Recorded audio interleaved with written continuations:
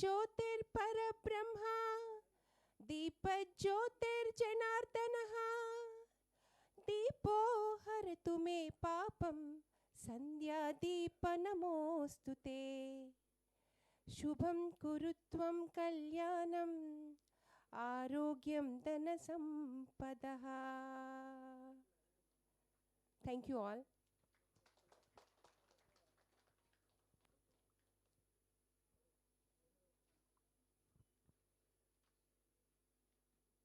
Happy morning and warm welcome to you all.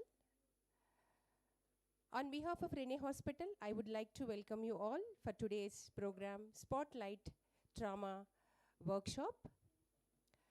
And I welcome all the dignitaries and doctors, IMA doctors, COSA doctors, and our consultants, Rene team, for your valuable presence. And I welcome Dr. Bangari Swami for his talk.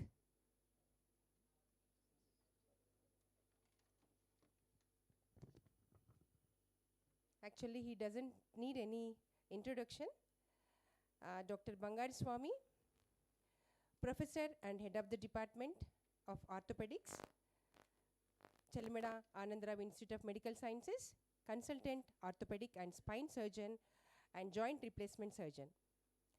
MS Ortho Gold Medalist, FSS NIMS, FRCH UK, MCH Ortho USA, Fellow Spine Surgery Department of Neurosurgery NIMS, Microspine Surgery Ganga Hospital Coimbatore, Fellowship Total Joint Replacement Sanchayati Institute of Orthopedic Pune, Fellowship Total Joint Replacement and Arthroscopy Germany. He is the chairman of Rene Group of Hospitals. Academic excellence. He has awarded Dr. Mohan Krishna Memorial Gold Medal Forms Ortho in 2002.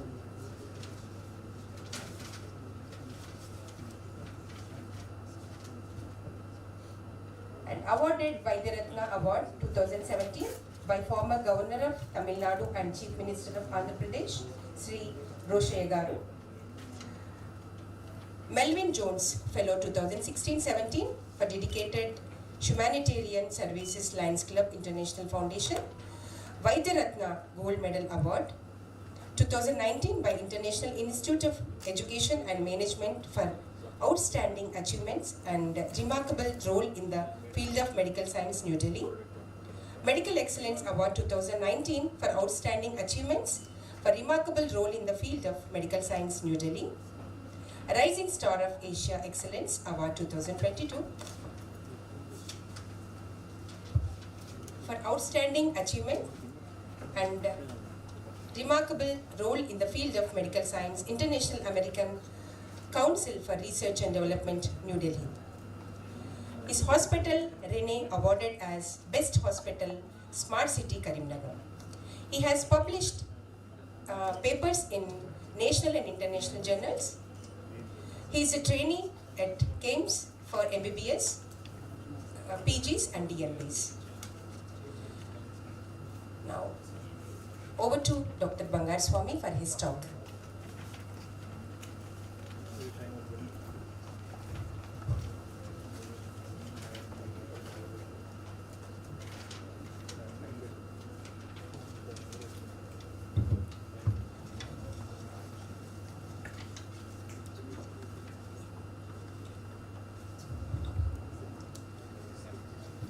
A very warm good morning to one and all.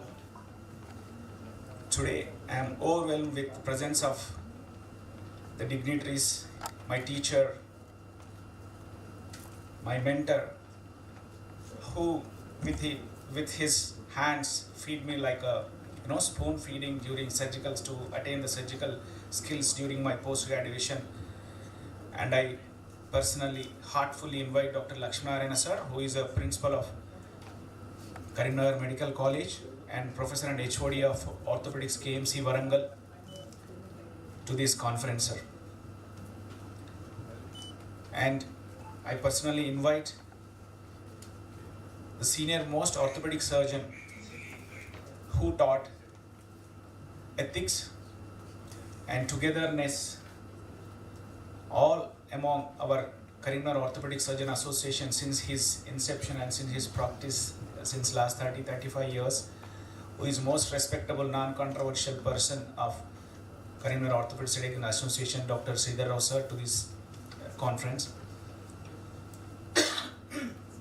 Though he is very busy practitioner, with a single invitation, who has made his presence here from KIMS Secunderabad Hospital, the senior consultant, joint replacement, pelvic acetabulum, and now the robotic transformed to robotic orthopedic surgeon, joint replacement surgeon, Dr. Uday Krishna to Reni Hospital. Please welcome, sir.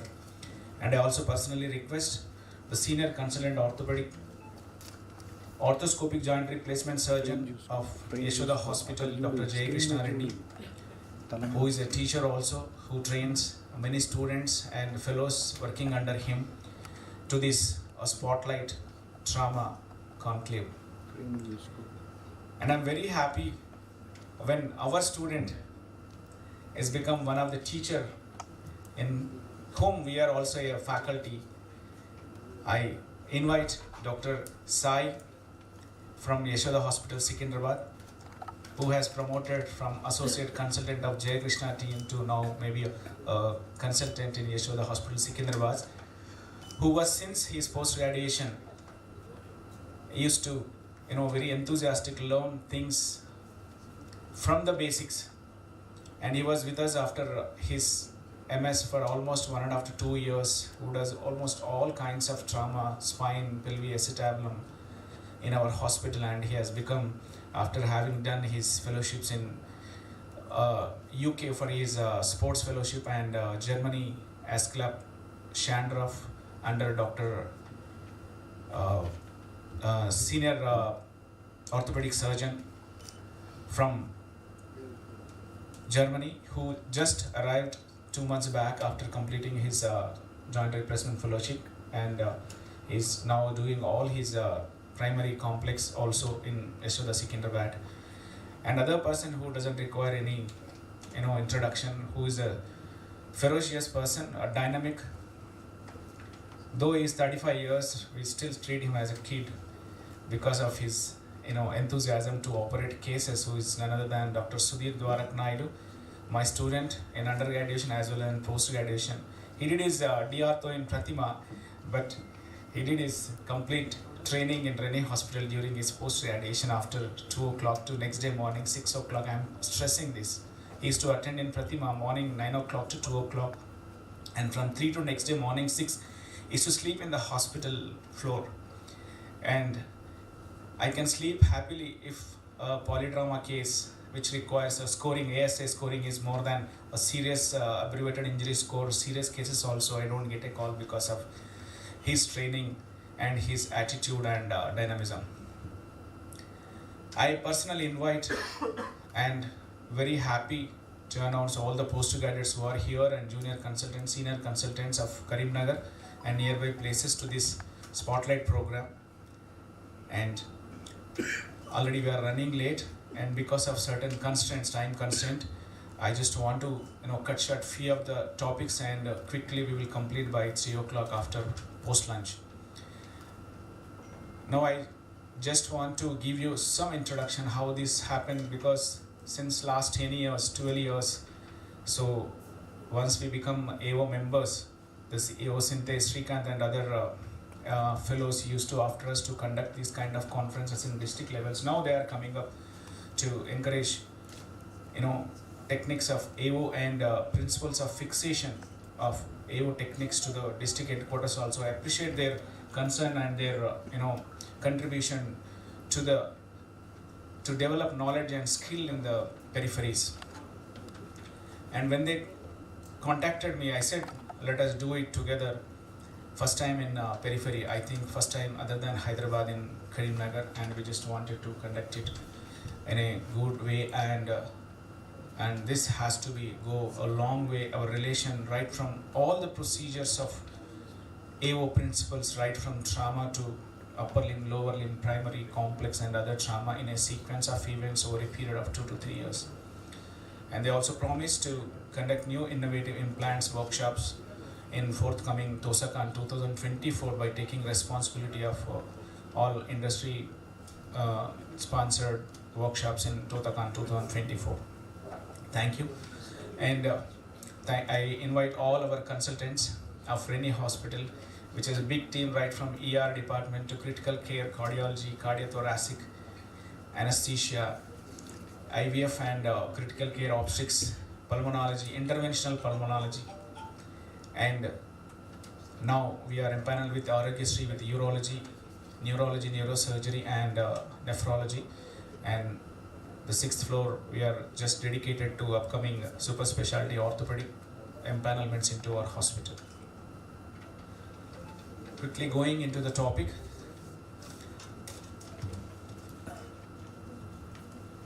I just want to give you introduction talk about how the scenario of trauma is changing in the last 10 years. I have been here since last 22 years. The scenario of management of trauma has changed a lot from referring a small grade 1, grade 2 compound fracture to Hyderabad to where we have created our own facility to make our centers in more than 5 or 6 centers here become tertiary care centers in Karimnagar to manage all serious injuries.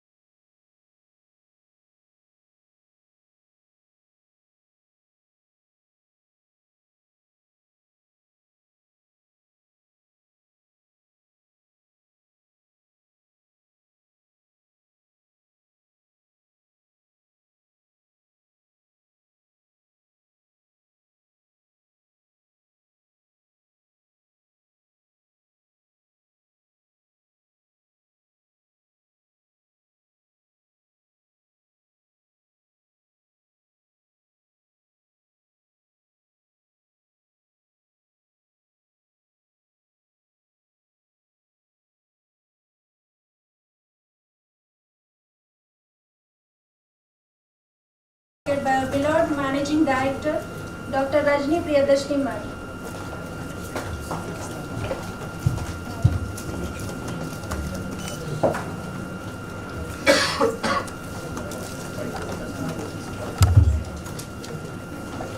Please give a great round of applause.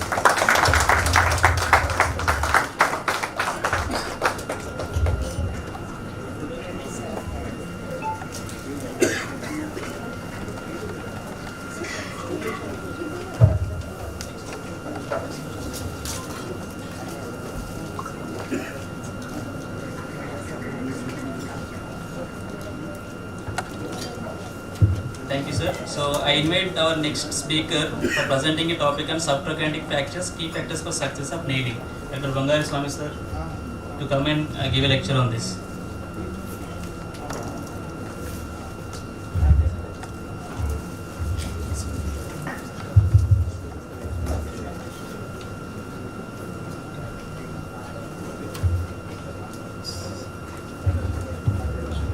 Sir, can I disconnect this?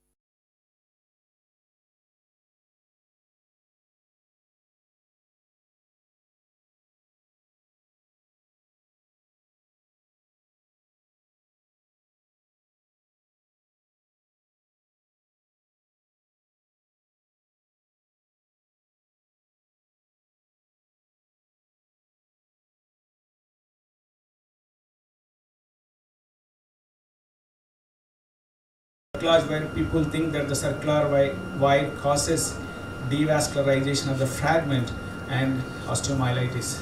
In periprosthetic fractures around the hip joint, we'll put 4 to 6 cables right from middle third of the femur to the upper third of the femur. Still there is a union.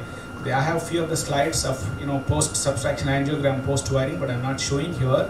A single biologically inserted or 2 biologically inserted wires are good rather than accepting a malunion. What is biological wiring? You have many instruments in here. There is a collinear clamp. We have a clamp from Jesco and what is that, Kerala? JJ Surgicals. This clamp is a closed clamp. Once you insert in minimally invasive fashion, the wire goes from outside to inside, it comes out without disturbing anything. This is nothing but a biological small minimally invasive wiring technique where you will get a good reduction and biomechanically aligned fracture. And this is the result after the end of your this is one more fracture where the subtrochanteric fracture been treated with a long regular low profile intertrochanteric proximal femoral long proximal femoral nail. And this is one more fracture where the reduction is being done with this kind of thing. I have used a sharp pin, but most of the time when the fracture is in old age, the pins will crump the greater trochanter. It will always use a ball pointed clamp. So the ball pointed clamp will offer some resistance and it will not crush the proximal fragment. You can use that to reduce these fragments. And I think there are too many cases I am just skipping off. We can discuss, this is the collinear clamp of AO. Not AO actually, it's a simulator of JJ Surgicals, which cost just 40,000. This AO cost 2.5 lakhs rupees. It is too costly for a private practitioner at Karimnagar to afford it. And this is how we do wiring. And one more tip I just want to tell you, when you want to do wiring, you do wiring either on a reamer or on a nail. Once you ream and select your desired nail, you pass the nail or 1 mm shorter nail, do wiring and push your selected nail. Otherwise, if you wire the shaft of the fragments without reaming or without putting your nail, they will collapse. And when you are pushing your nail forcefully, it will break the intact cortex distally. So it's always better you do a wiring over the inserted 1 mm shorter nail, wire it, remove it and insert a regular nail. There are many cases, we have plenty of cases because it's a routine thing in our place. And one more thing is selecting the entry point. There are many hurdles in selecting the entry point in obese people. When the people are obese, it is difficult to get the entry point in supine position because of the bulkiness of your gluteus medius.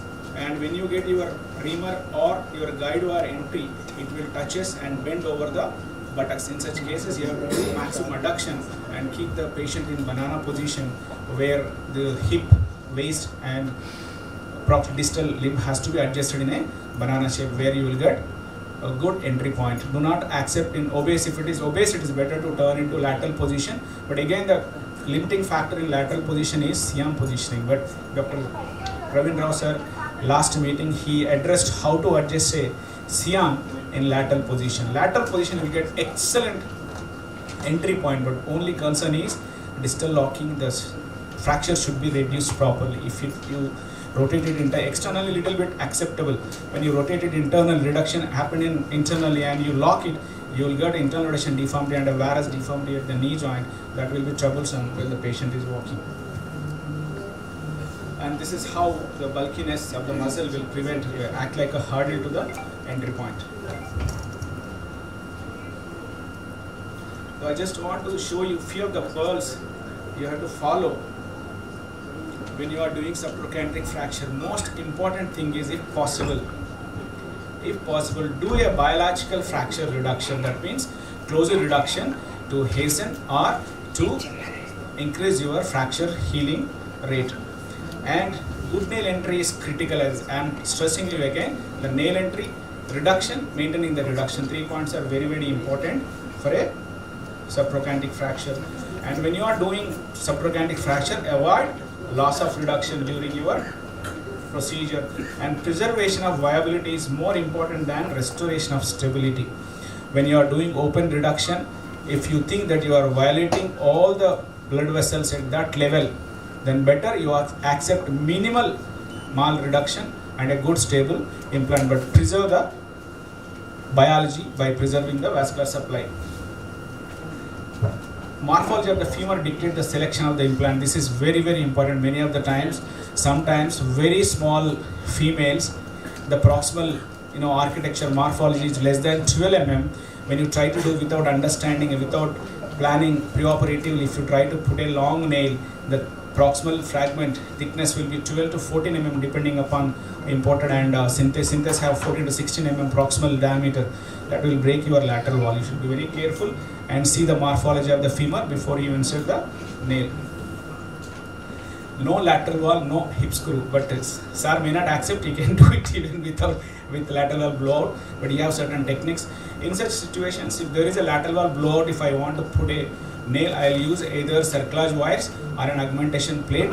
Once I do nailing, that Sudhir will put an augmentation plate and will complete this procedure. Unstable fractures, better to nail them rather than plating. And remember the anterior bow of the femur. When you want to use a long recon nail, that is whole length femur nail for upper third or middle third fractures, you should understand the curvature of the patient. There are many occasions the distal tip of the nail will go. I wholeheartedly welcome Dr. Suna Reddy sir, our guide, mentor and treasurer director of Chilmadanandaram Medical College. I welcome you, sir. The anterior bow, most of the times in our area, because of we are little bit endemic for fluorosis, there is increased anterior curvature. So better you use a short nail or use a long. When you use a long nail, you use 1 mm shorter nail and do a proper reduction. Do not hesitate to open the fracture site rather than nailing in varus angulation. Sometimes what happens, the surgical time is exceeds 1.5 hours, your anesthetist is pushing you, sir, bleeding complete. So you may accept little bit of angulation and later it will fade.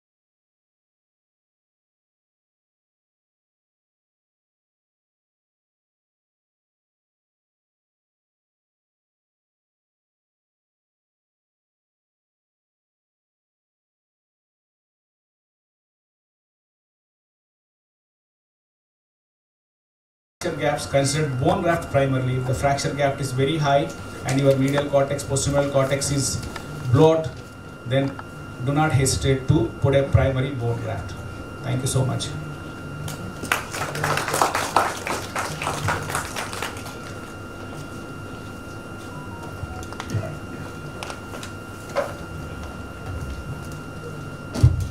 Thank you very much for enlightening us on success of nailing in subtrochanteric fractures, sir. I would like to invite our next speaker, Dr. Uday Krishna Mainani, sir, to discuss about the key features and benefits of TFNA product designing rationale.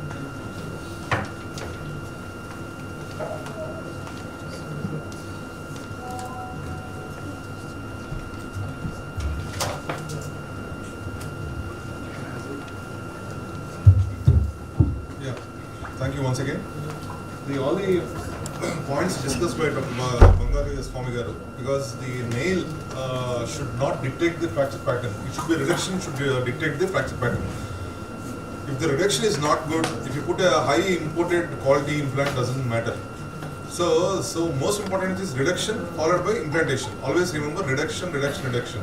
If you don't reduce properly, then if you put a costly implant, then it's going to fail. So don't avoid the biomechanics. So the same thing will be taught now regarding the biomechanical principles of this whole the sponsorship by DPU and Synthes. So they've got a new innovative nail where it was a modified nail somewhat. It has its own advantages.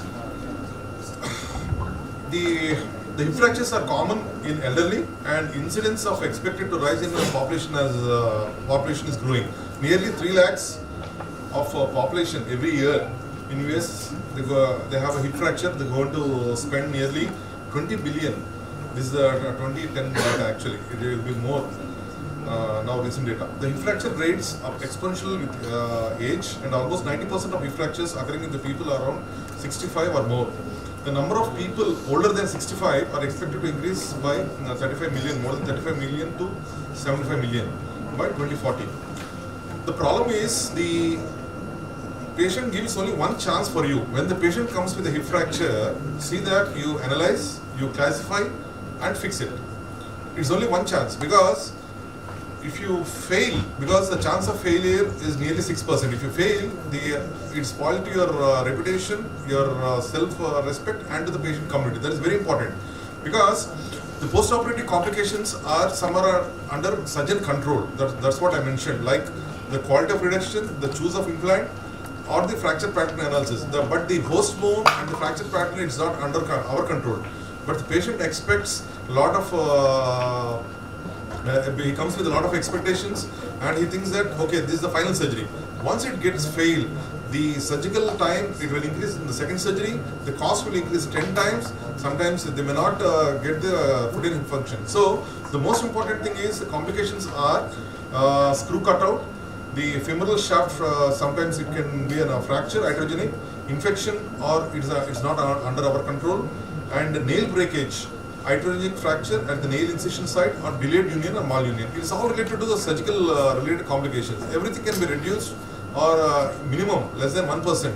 Where if you have an anatomical reduction on table, always emphasize on anatomical reduction, near normal reduction on table, then you fix the fracture. Reoperation rate of trochanteric fractures are treated with intermediate nail has been estimated about 6.3%. Means once the fracture fails initially in your hands, patient might come to you or go to another surgeon. That is a very, very bad reputation. So try to fix it, try to identify and fix properly in the first instance. The most common types of complications are including distal cortex penetration or severe thigh pain. Dr. Bangarswamy was mentioning about the long nail, where if you don't see on the lateral X-ray complete length of the femur, if you put a straight nail, what happens? It touches the anterior cortex. Then lifelong he has pain. So you need to have something specialized nails where radius of curvature that matches the routine implant, or otherwise I put a short nail. That will solve your problem. So once the reoperation comes, it increases the risk of patient and was costly to the healthcare system. So what are the common challenges we face with the nail system when you are planning? One is poor bone quality, that is the host, it's presenting us poor anatomical fit or radius of curvature mismatch. This is very important. The short females, especially in young or elderly female who are short, the thigh usually bows more anteriorly. If you put a straight nail, what happens? The nail touches the anterior cortex, then even after fixing a good reduction top, the thigh pain will be there in the lifelong time. Sometimes it will get fracture also if you put a screw. So that has to be monitored. So the synthesis or this has come with ROC curves, where there is some amount of anatomical curve where you can match the bow of the patient. That is very important. Medial migration. That I told you, where you have a poor reduction or poor quality of fixation, sometimes the screw can cut out and go inside the joint. Lateral protrusion. Sometimes whenever you fix it properly, if you don't lock it, the screw may cut out, or when the lateral cortex is broken, you didn't see an X-ray in the post-op, slowly when the patient starts weight bearing, the screw can back out. That is lateral protrusion or migration. Nail breakage. It can happen with early weight bearing, with mal-reduced fracture, head element position, because the position of the screw, either center or in the lateral, mainly in the posterior inferior quadrant. The APB should be mostly in the center or a little bit of posterior. On the lateral view, it should be absolutely center or a little bit posterior. That is very important. Implant removal, you should have all systems available. If you put some nails where outside where you don't know the system of the nail, the removal of the nail, implant and revision are doing, it's very difficult. So the whatever the systems provide, you should have a very simple implant removal set where you can get out of this problem. Otherwise, you will land on treble on table. So lateral visualization, this is very important. In AP X-ray, if you see a screw is going into the center of the head, on the lateral X-ray where your technician, you may not show properly. You think that it is in center. Later, the next day, you see that the screw is somewhere penetrating the superior or inferior quadrant, or sometimes out also. Then you have a problem. The new system, what the diffuse synthesis have developed, where it's a radiolucent. Means you can see on the lateral view where entire the guide wire goes center or anterior, wherever it is there, it can see because of the radiolucency and the distal fixation. Sometimes in the reverse oblique or in the subtrochanteric fractures, you need additional fixation when you are passing a long nail. That is in different angulation that is provided by this trochanteric fixation nail system. So this design is to advance the treatment of hip fractures. What does it gives us is outcome-based design, reduce procedural complexity, and comprehensive surgical options. It has 3 options, I'll tell you now. So most important thing is poor anatomical fit. How to what is the challenge in this? Poor anatomical means radius of curvature mismatch. If your bow is more anterior or this one, you need to have, you can't put straight nails. So you need to have a radius of curvature match nails like this nail, where it has 1 mm anatomical bow. It absolutely matches the bow of the patient. Second challenge is poor anatomical fit. We have 3 options in this. Either you put a bait plate where nicely fix the cancellous cortical bone on the femur, or screw system, or third one is cement augmentation. If your bone is very, very poor, like 80, 85 years, nearly 90 years of patient who is suffering with severe osteoporosis, it has to be fixed. There is no conservative treatment for it. So it has to be fixed. When the bone is very porotic, the third option, the first time it is coming in India, is you can always fix the nail with a cement as well. That will show in the demonstration. That is very important, where it has its own advantages. Second advantage is the initial system company had 15 to 16 mm proximal diameter reaming. When the entire bone is so much very less in the proximal segment, if you ream more than 15 or 16 mm in the proximal diameter, what happens? Nothing is left. So high chance for screw cutout or screw go in. So that he has come down with a small, less diameter, less than 15 mm diameter ream of the proximal segment, so that you can fix it, so that screw cutout doesn't come. That's what the design it gives. So second thing is nail breakage. It has a special what you call bump cut design, where once you fix it, control reduction, then the nail backing out chance is very, very less. Why? Because the design itself does not allow the screw to come back. So there is a design advantage. Second thing is lateral protrusion or migration. Sometimes if you see in the X-ray, post-op X-ray, the screw or whatever the entry point of the screw entry, what happens is sits outside the cortex, most of the things. So that is when the patient starts weight bearing, slowly the screw head slowly comes out slowly. So that has to be prevented with a proper cortex reaming, with a less amount of reaming. Because once the lateral cortex is broken, if you start ream on this, what happens is it will become much bigger hole. Then it's easy to back out, lateral cortex back out. That can be controlled with a small reamers and a small fixation system. That's what this system has advantages. So poor bone quality, this is very important. Nowadays we see with a lot of osteomalacia, vitamin D deficiency, or hormonal deficiencies, where the bones, by the time the patient comes with a fracture, already they have a severe osteomalacia. Bones are very, very porotic, very fragile, and we don't know what to fix, and if you fix also whether it will going to stay or no. In that case, we have a system where you put a nail and you also cement. We are not looking for the real union of the bone there. The cement fix near the subchondral bone, so that you are not worried about the cement interference with the fracture healing, because it passes, the cement passes after the fracture, then it is going to fix up. That's what the cement has its own advantages. This is new technology. This is mentioned in the lateral views. Your guide wire should be exactly in the center, but for that your technician should show proper views, and a proper system should be there where radiolucent, you can show that your lateral views should show the guide wire is exactly in the center, that the system has its advantages.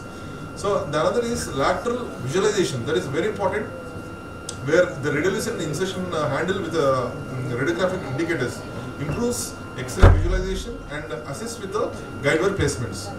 And second thing is back table complexity. If you want to open a PFN table or something like DHS, you need to at least 2 or 3 trays to come out. Here a very simple system where it's already the lock is there inside. You need to tighten it with the screwdriver. As simple as that. The nail comes with the lock inside. That will show you in the demonstration. The nail is come with the lock inside itself.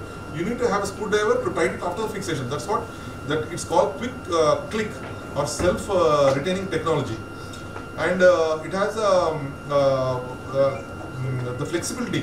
What we mentioned is whether your guide wire goes anti-version or retroversion, where it is there, it should have a intraoperative flexibility should be there. The system is so light. Suppose the patient is tilted in one direction. If you want to pass the guide wire straight, so it may go in retroversion or excessive antiversion. In order to adjust on table, like the whatever the system jig should be very light to adjust and to pass the guide wire. That's what the system provide more flexibility. Challenge is implant removal. That's what I mentioned. Once you are stuck in a table, if you are fixing, if you want to remove the system, you are always stuck. We will be panicked. The surgeon will be panicked. We don't know what instruments we have. It's a separate removal system. But this system comes with the backup with the implant removal system on table. That is very important. That too with a minimal energy. These two provides with the system. One is matching the internal threads of implant and removal and instrument that facilitates implant removal. Second thing is threaded nail shaft and optimal extraction hook for more distal fragments that cause easily broken nail removal. So these are the comprehensive surgical options where it has different flints in the distal part. Flints means the dimensions, whatever it has good hold over the good particle area in the distal part. Second thing is a distal fixation challenge. Once you have a reverse oblique or subtrochanteric fracture extending, you need to put a long nail. If you put a short nail, obviously it's going to fail. If you put a long nail, how much the long nail should stop? It should be around the supracondylar area, or if it's not matching, just below that. So that where the condyle or the distal part of the femur, it shapes like a very big wide thing. You need multi-directional nails that holds the complete distal fragment so that it doesn't fail, where the micro motion should not be macro motion, it should be only micro motion. That's what the system provides. So the limited surgical options, like we have three options on table. One is bed plate, that is routinely done. Second thing is screw option also. If you want bed plate, if you want to hit it, the bed plate is not fixing, then you can quickly change to screw. Slowly you can rotate and fix with the screw. If the bone is more porotic, you can fix with the cement as well. So we have three options with the simple technology, and it gives a better outcome.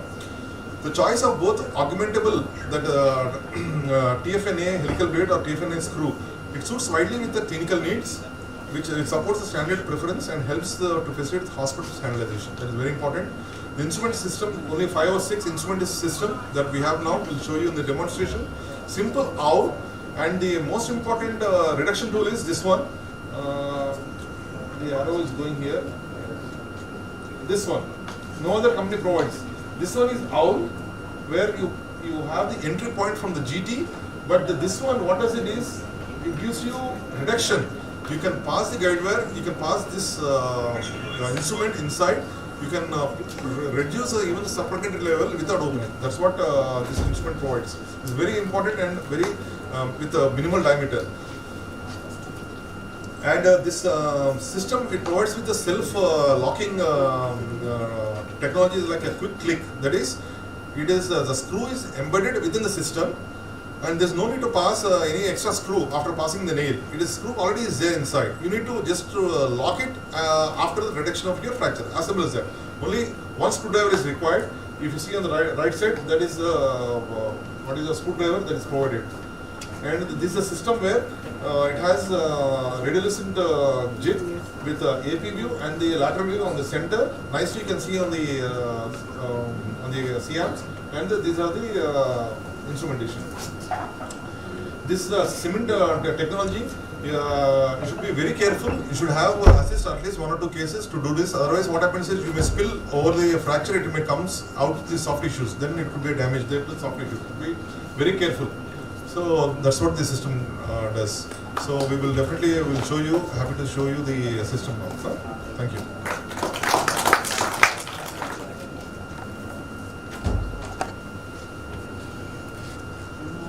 Thank you, sir. Thank you for your meticulous discussion on TFNA.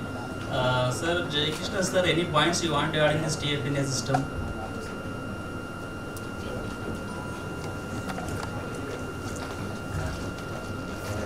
I have experience of using for few cases. As Dr. Uday said, no doubt it's useful for elderly osteoporotic people where even the lateral wall is also fractured. So it has a hold with the help of the cement, and the design of the nail also helps to engage the lateral wall very well. So no doubt it's advisable for the elderly osteoporotic, even the lateral wall fracture cases. And one point I wanted to add, as Bangar Swami sir said, the subtrochanteric fractures wire it after the nail or after insertion of a nail or something in the fracture site. There's other way also I do. Hold the fracture site with properly with the hay grooves, which are very well designed, couple of hay grooves, then wire it and then nail it, so that while reaming and while nailing it's not distracted, though we get the same result in both the ways. Thank you, sir. Sir, Lakshmi Narayana, sir, any points you want to add based on this discussion on TFNA or trochanteric fractures, anything?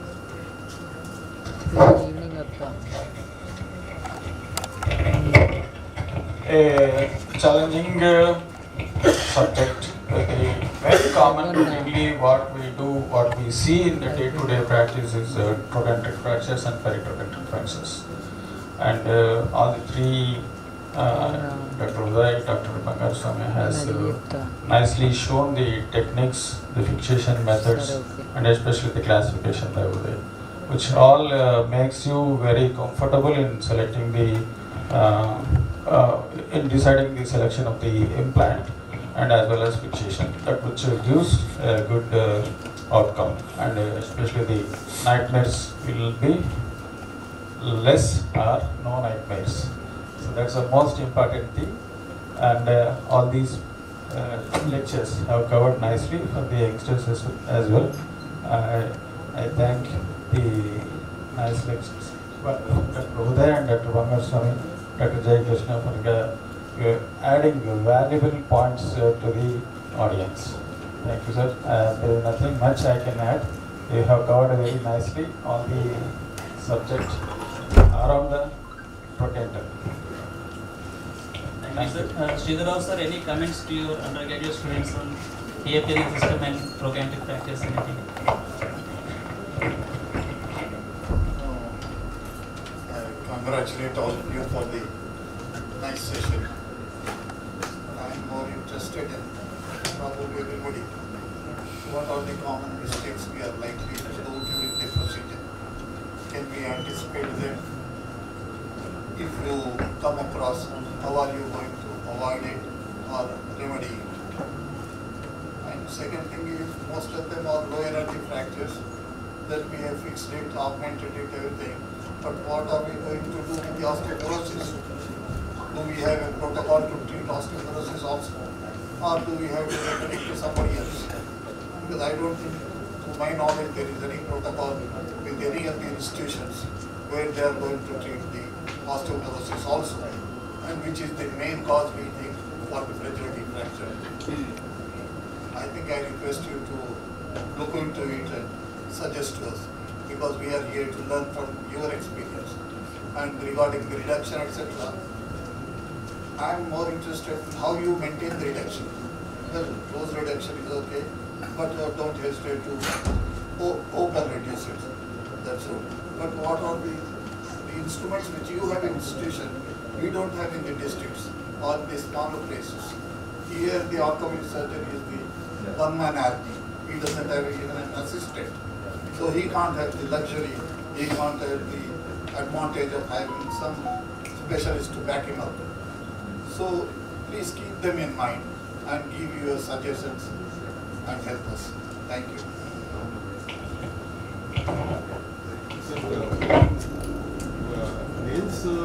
because third generation nails are coming out. As Dr. Bangaswamy sir has pointed out, it's a bit costlier. But at the end of the day, we're looking at that 6% of failure rate. You know, sometimes our known people have any failure rate, then income tax files very bad. So my intention is, you use in the first statement itself I told, like we use whatever the implant, whatever you're comfortable, but your reduction should be anatomical in these areas, either subtrochanteric or trochanteric. Second thing is, you mentioned about the osteoporosis, because these patients usually their osteoporosis before the fracture, they have been not diagnosed properly, or they're not using this some medications, or they're not checked their calcium levels or vitamin A levels. So what our protocol is, when the fracture is reduced properly anatomically, we know that fracture is stable, untable, we ask them to weight bear, partial weight bear next day. First 6 weeks is either toe touch or partial weight bear, depending upon the patient, his orientation. Sometimes neurostroke patients are there, some cardiac patients are there, dialysis patients are there, they can't walk immediately. So we make them mobilize and sit in chair. Who are fit enough, we make them with a toe touch or partial weight bear, immediately your fixation is on table. That's what we reduce, where level of osteoporosis slowly try to reverse in another 1 year time. It's not like it happened overnight, but it takes its time. We had some Terifrax, some injections for 3 weeks, 3 months, some calcium tablets, some physio. The physio is very important. If you do an operation, good operation, if you don't make them mobilize, there is no use. There will be a disease atrophy of the muscles. So not talking about the bone, they are about the muscles also. Thank you, sir. Sir. Sir, these kind of drugs or chemicals, whatever it is, to improve the quality of the bone and the osteoporosis, would you recommend immediately after the immediate post-operative period, or you want to have any rationale in the starting of this improvement of the osteoporosis? You start after 2 weeks of suture removal. After suture removal. So it is after 2 weeks. soft tissue healing. Yeah, soft tissue. Because we Otherwise, to say soft tissue. yeah, first intention is less soft tissue dissection. That's what I mentioned. If you have a less soft tissue dissection, automatically the healing will be improved. First 2 weeks where the patient has multiple antibiotics every day. After the suture removed, then the aggressive treatment starts. Thank you, sir. Any questions from postgraduate students or from audience? One or two we can take.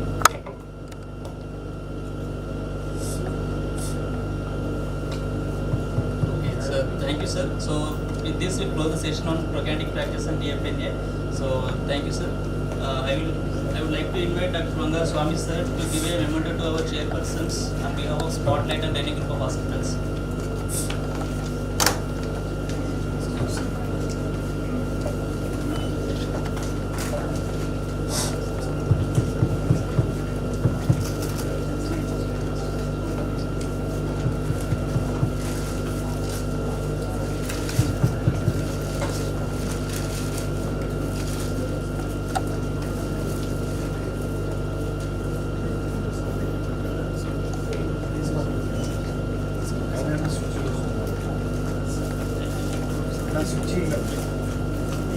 Sridhar sir, kindly accept the memento.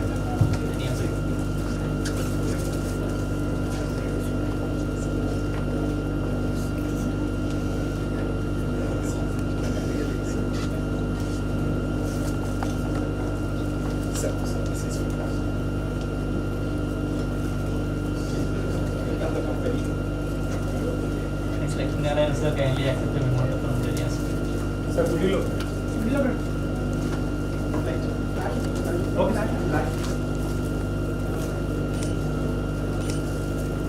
It is a special honor to you for coming all the way from Telangana.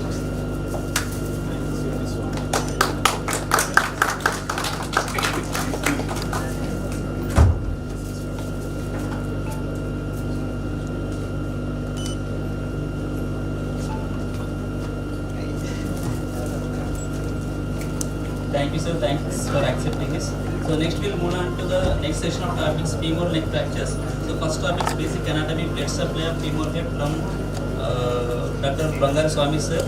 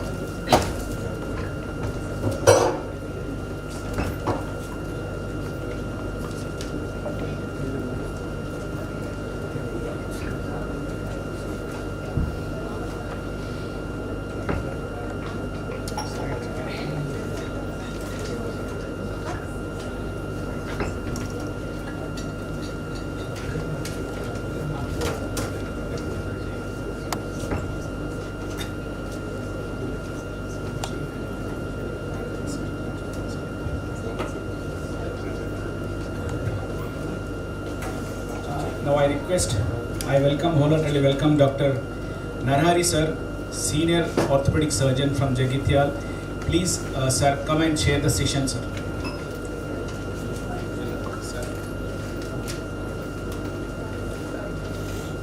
I request Dr. Vamshi from KPR Hospital, the Senior Orthopedic Surgeon, Professor of Orthopedic, Chelmadanandarao Medical College, and the Organizing Secretary, Co-Organizing Secretary and Secretary of Karimnagar Orthopedic Surgeon Association.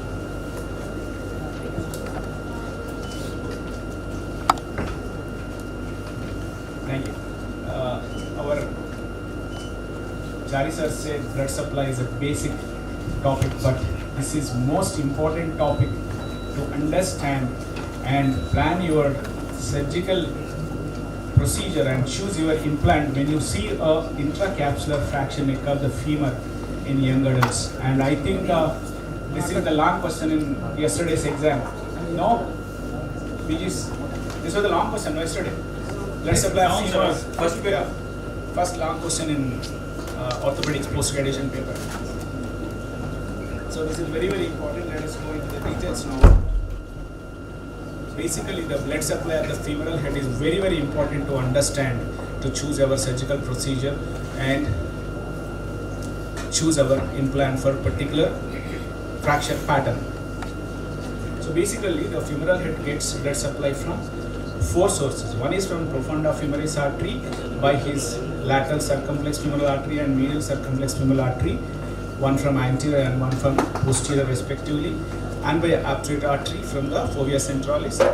The less supply from superior and inferior gluteal arteries, which form a cruciate or extracapsular arterial ring at the greater trochanter.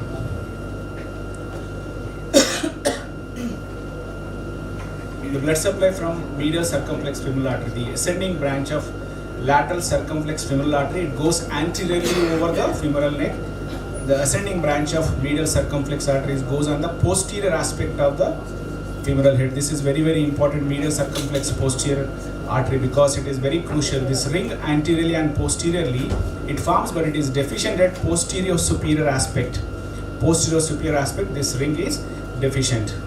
So just before piercing the giant capsule, they enter into the giant capsule and they form the retinacular vessels. Retinacular vessels are placed anteriorly, inferiorly and posteriorly. The anterior retinacular vessels are branches from lateral circumflex femoral artery. The posterior retinacular artery branches from medial circumflex femoral artery, and the inferior also from medial circumflex femoral artery, which is very, very important when you reduce or openly reduce the IC fraction neck of the femur. You should know anatomy of inferior part of the retinacular artery.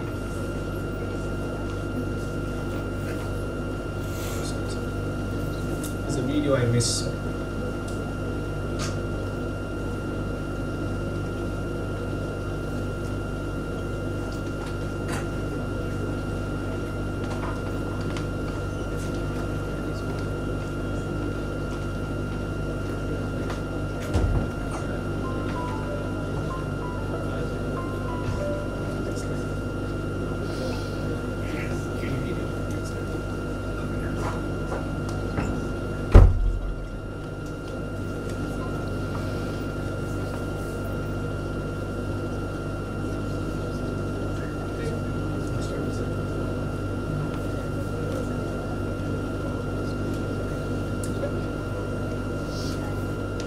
this is a video playing. So, very important thing we should know that the artery, extracapsular artery is deficient at posterior superior origin, and the anterior cervical vessels are very close to the femoral neck. The posterior cervical vessels are little bit away from neck of the femur, and the inferior retinacal arteries are 1.5 centimeter away from the neck of the femur. Most of the time when there is an IC fracture, there should be cutoff of blood supply to the proximal fragment. Even sometimes for grade 4, grade 4 also, the head is viable because of certain arteries are missing the damage. They are, most importantly, they are inferior retinacal arteries and posterior superior lateral epiphyseal vessel that we will discuss in depth.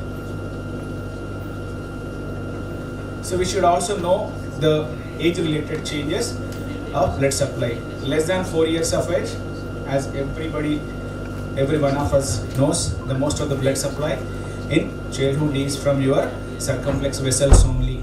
They supply the neck of the femur as well as the head of the femur by lateral epiphyseal vessels till up to 4 years of age. When the firm barrier comes between the epiphysis and the metaphysis in the form of metaphyseal plate, that will form a barrier and separate the epiphyseal from the metaphyseal vessels. At that age, the fovea central is the opposite artery, will contribute little bit of your blood supply to the head of the femur, but this happens between after 8 years of age. And at the age of 12 years of age, once the epiphyseal plate is closed, when the epiphysis and metaphysis become one single point, again the adult blood supply will be restored. Now here 3 points we have to understand. When there is an IC fracture, what happens? When there is an IC fracture, everybody is panicked that there may be in young adults. This topic is about IC fracture in young adults. The first possible problem is avian or non-union. Most of the times they unite, but they end up in avascular necrosis of the femoral head. If you see why this happens because of either because of the displacement, distortion or compression of the retinacular vessels. These three are important.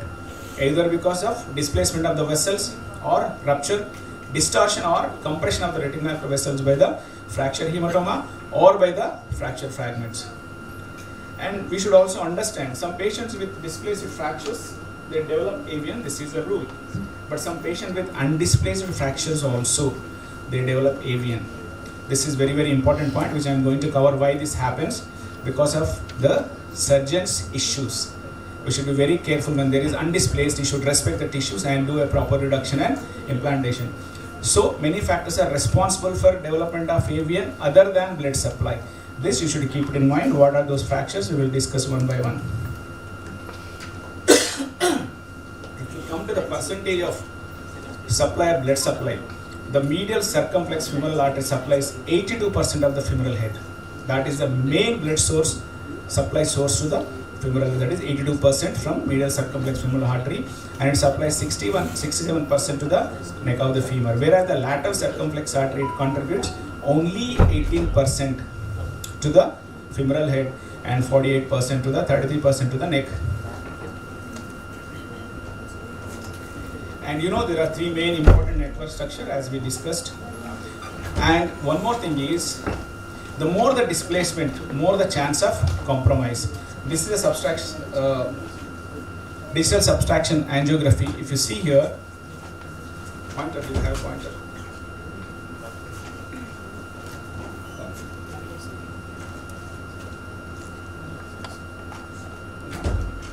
Cursor. If you see the previous picture, that is the medial circumflex femoral artery from the posterior. When it comes down, it forms an anterior inferior retinacular artery which stays 1.5 centimeter away from the head of the femur. This is intracapsular, but it becomes extracapsular at that level. And this is the very, very important vessel which supplies blood supply even after fracture neck of the femur. So those who want to do a anterior Hutter's or modified Smith-Peterson approach, it is advisable not to put a spike on the inferior aspect of the femoral head, which causes again devascularization. And even though we have a good reduction and implantation, later the head fails in avian or non-union. And if you see, this is SRA is superior retinacular artery, the ARA is anterior inferior retinacular arteries, and the IRA is inferior retinacular artery, which is very, very important in blood supply to the head of the femur. And at the epiphyseal region, the blue one is the thicker blood supply from medial circumflex femoral artery from lateral side. The red one is the inferior retinacular artery, because these two are the most important things. Inferior retinacular artery from below and superior epiphyseal artery, which is the branch of medial circumflex femoral artery, is the major contribution of blood supply to the head of the femur after fracture. So placement of the screw is very, very crucial in the inferior aspect and superior aspect, because the source of network of femoral head comes from inferiorly and superiorly. If you place, we always in the olden days, my intention is to put the screw in the most strongest part of the calcar. That sometimes causes damage to inferior retinacular arteries. It is always better to put a screw in the center of the head of the femur if you are contemplating. This will minimize the damage to the superior retinacular vessels, which are branch of lateral epiphyseal, and if you put more inferior, that may cause also damage. Though your screw will have more purchase, but the chance of damage to the inferior retinacular network is more. So how the other factors which will avoid blood circulation, cut off blood circulation or damage to the blood circulation during surgery by closed reduction. How many times do we have to try a closed reduction? It is always, I follow Leadbetter type, but I do only twice. If it is twice, if it is not reducible, not acceptable, it is better to open rather than trying it 3 or 4 times, that we will damage the vessel, and even if we will get a mal reduction and it will fail post-operatively. So once or twice, if you don't get a satisfied reduction, it is better to open Smith-Peterson approach and do a good job by anatomical reduction and stabilization. Is there any meta-analysis? There is a meta-analysis, closed versus open reduction, but there are no significant differences in rates of union and avascular necrosis. Though this is a single paper, we cannot depend on this. It is always better to try for 1 or 2 attempts and then go for open reduction. And in the open reduction, the surgical dissection should be very much minimal, and you should do a compression with CC screws and replace it with a fully threaded cancellous screws to maintain the reduction. Otherwise, you do open reduction and do a CC screws and leave it. The purpose of open reduction will not solve. So if I use 3 screws, I use 2 at least fully threaded screws and 1 CC screws after compression with CC screws. That means I mean to say, reduce openly, do compression of the open reduction with CC screws, keep the guide wire intact, remove the CC screw. That means you have a desired compression at the fracture site, and to prevent further collapse, because CC screws are sliding implants. The proximal head of the femur slide along with the CC screws into the proximal femur, which causes shortening and varus collapse. So once you get intraoperative desired compression with the cannulated cancellous screws, replace 2 screws with the fully threaded screws, which doesn't allow compression but still maintain the reduction and acts like a force for angulated force. It will prevent angular deformity. That is my choice, but it's not universal. And depending on the physeal arterial network, I always put the first one into the, even if I use inverted V triangle, the first screw should be in the center of the head. That will, give more compression and protect your vasculature.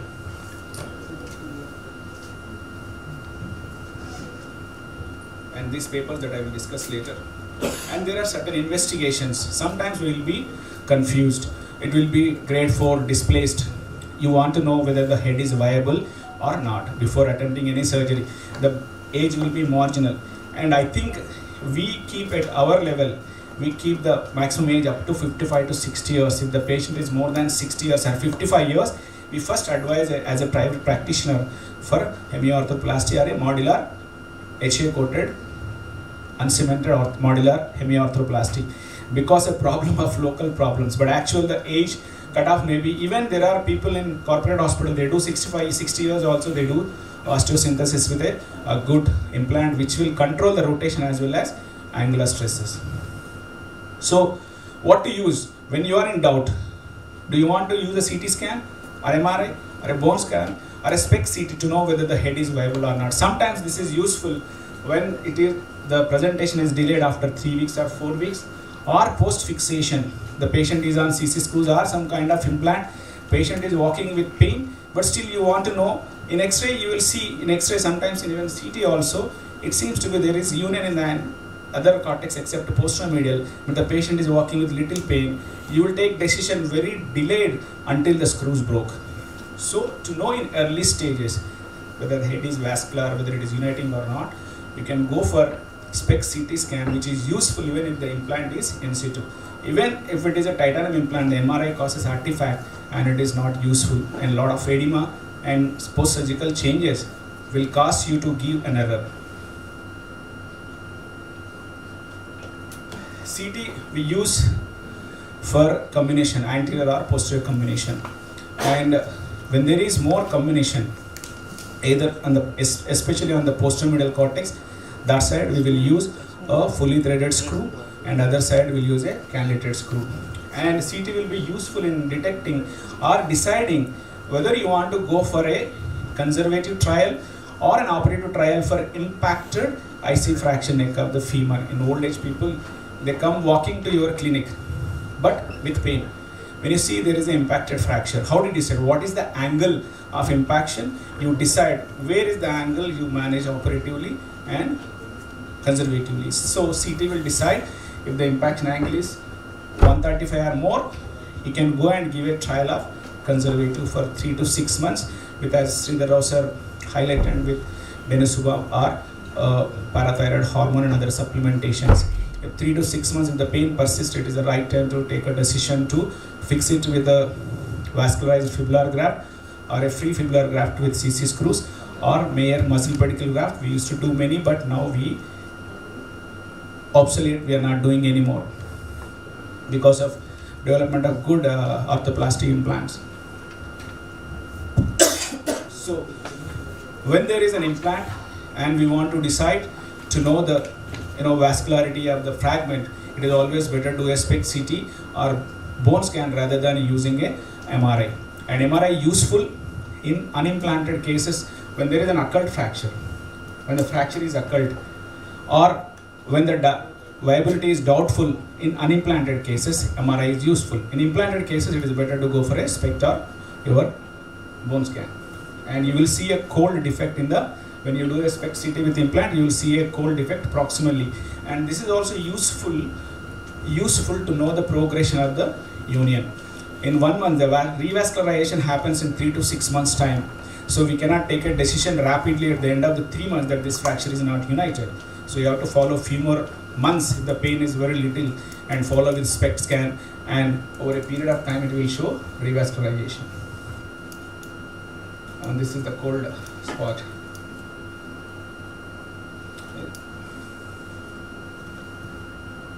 And thank you. This is of course a basic topic, blood supply of femoral head, but every one of us should know the blood supply pattern and the abnormal blood supply, the age of the patient at which this fracture has happened. And if you understand properly, if you know properly the fixation methods and choosing a right implant, I think you can extend the age limit from 50 years to 65 years over a period of time in your age groups, probably up to 60 years also. If you are confident, you can extend the age because osteosynthesis is always better than arthroplasty. Thank you so much.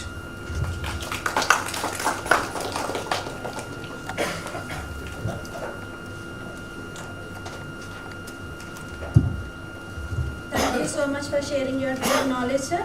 Now, I would like to invite our next speaker, Dr. Sai Tirmal Rao Villa, sir, MBBS MS Ortho, Consultant Orthopedic Surgeon, Department of Orthopedics and Joint Replacement, Yashoda Hospital, Secunderabad, Hyderabad. He was a fellow in sports medicine and orthoscopy from Cardiff University, UK. Fellow in arthroplasty, Germany, Diploma in Sports Medicine, International Olympic Committee. He has a special interest in orthoscopy and sports medicine. I would like to invite you, sir, to present a lecture on open reduction of neck of femur. Good morning, everyone.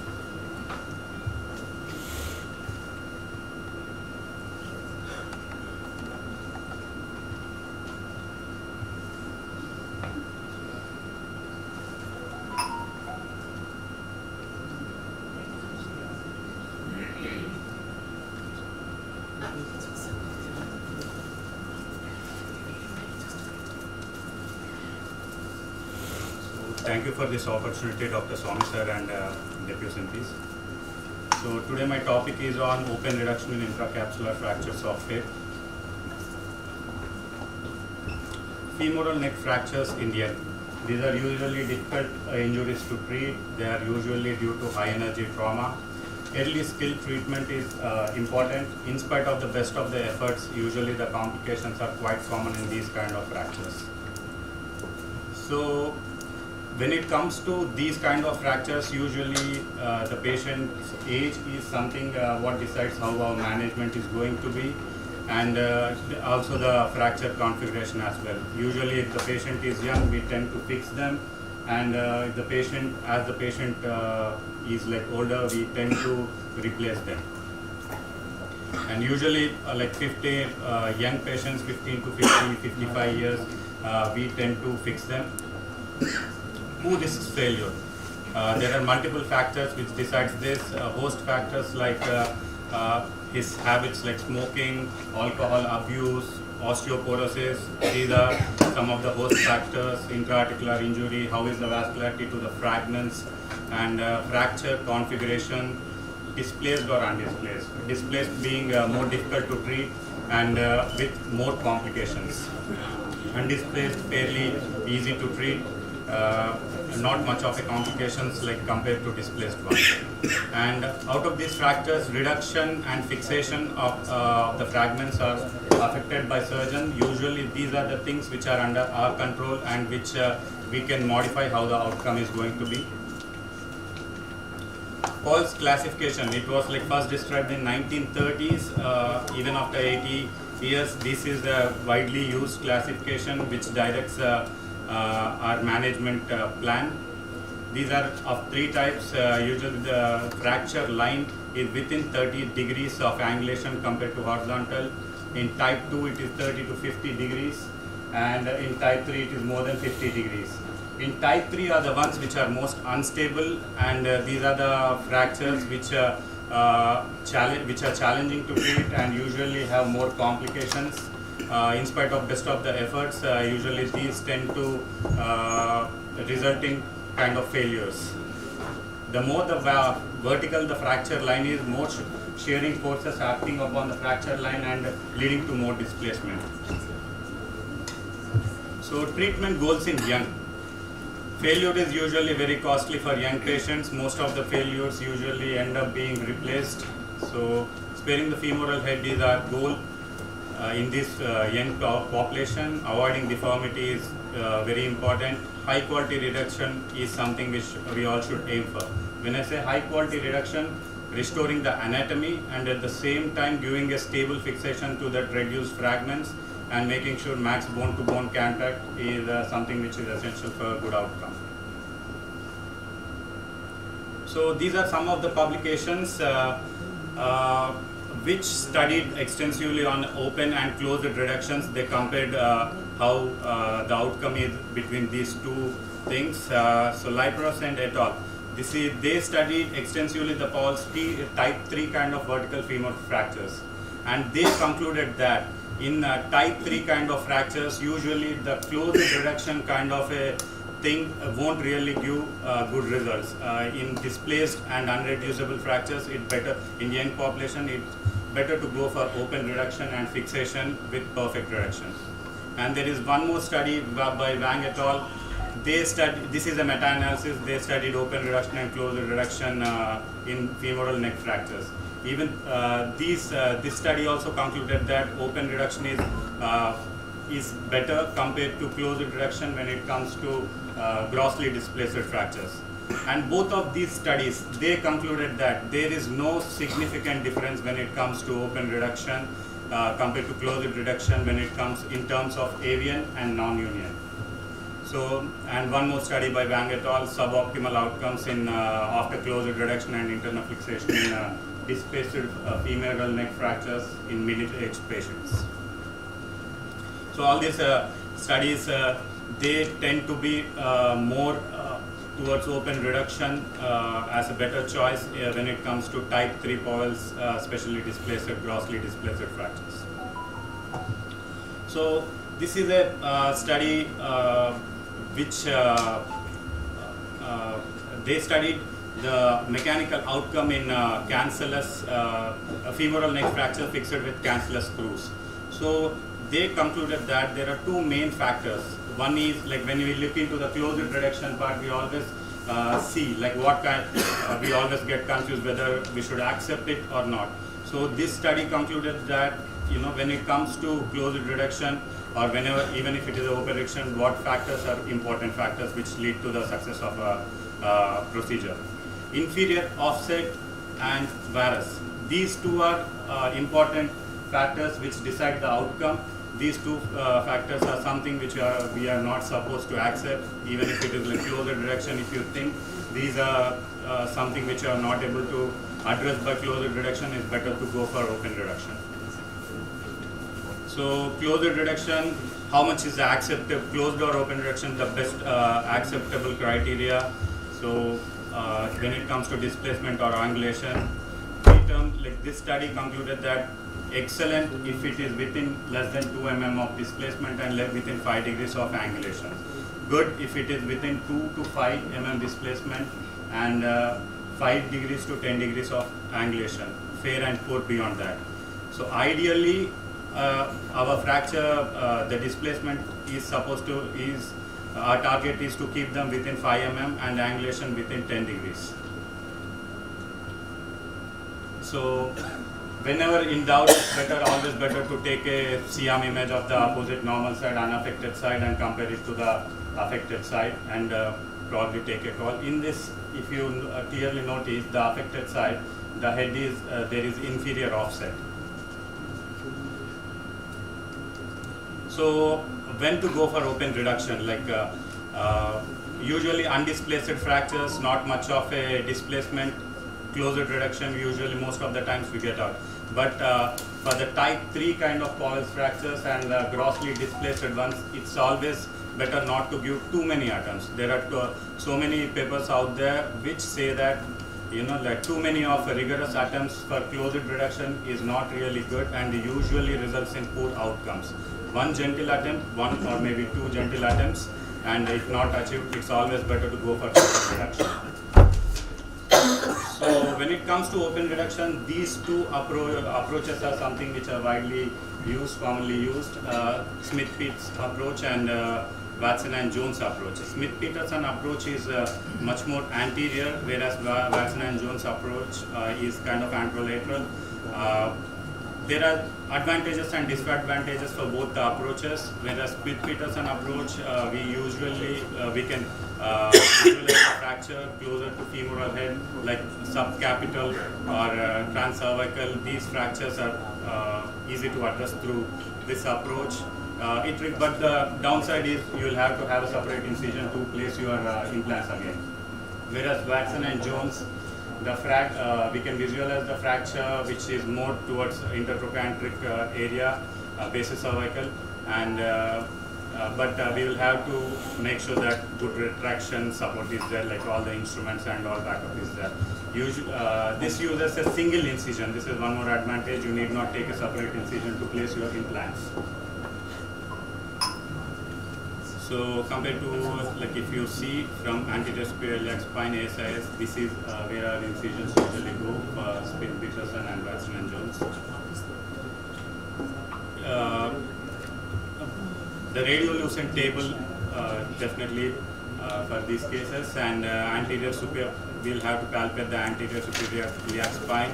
Our incision usually runs lateral to anterior superior iliac spine, and it goes towards lateral aspect of patella.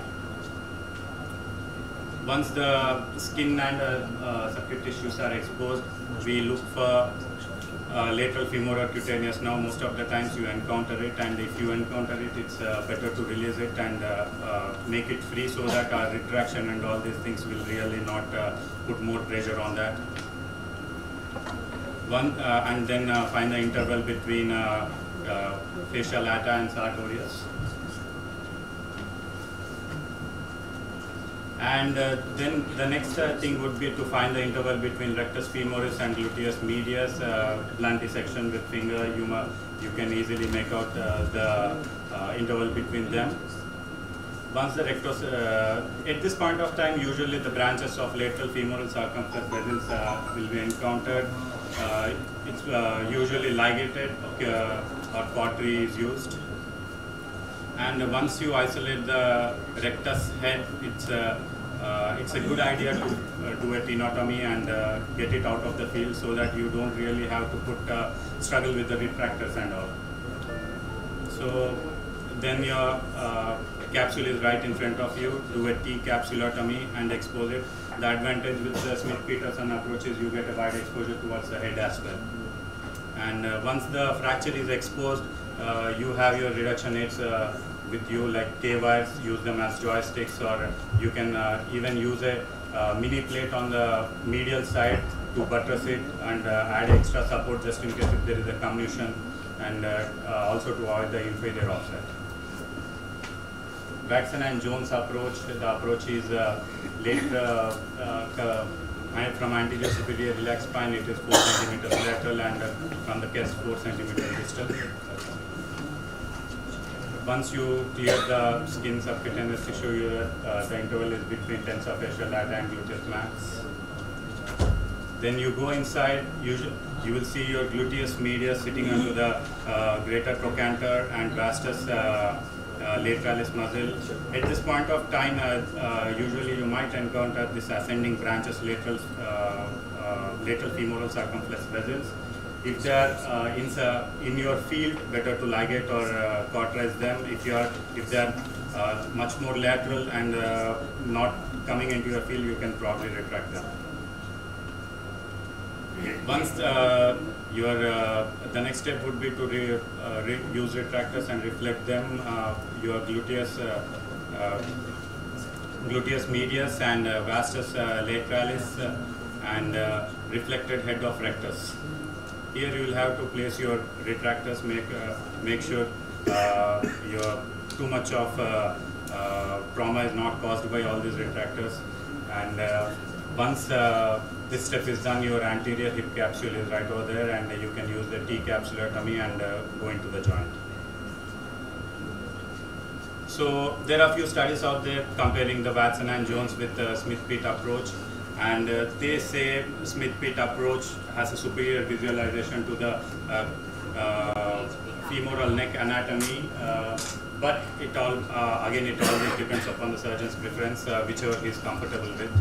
Both the approaches, they usually give good access to femoral neck.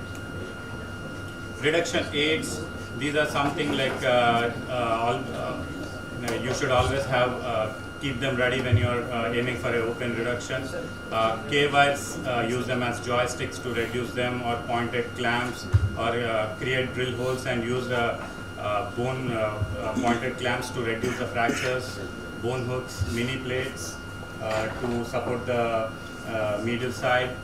And there are also like pelvis instruments like which can be used, but it is kind of tricky to use in such a small place.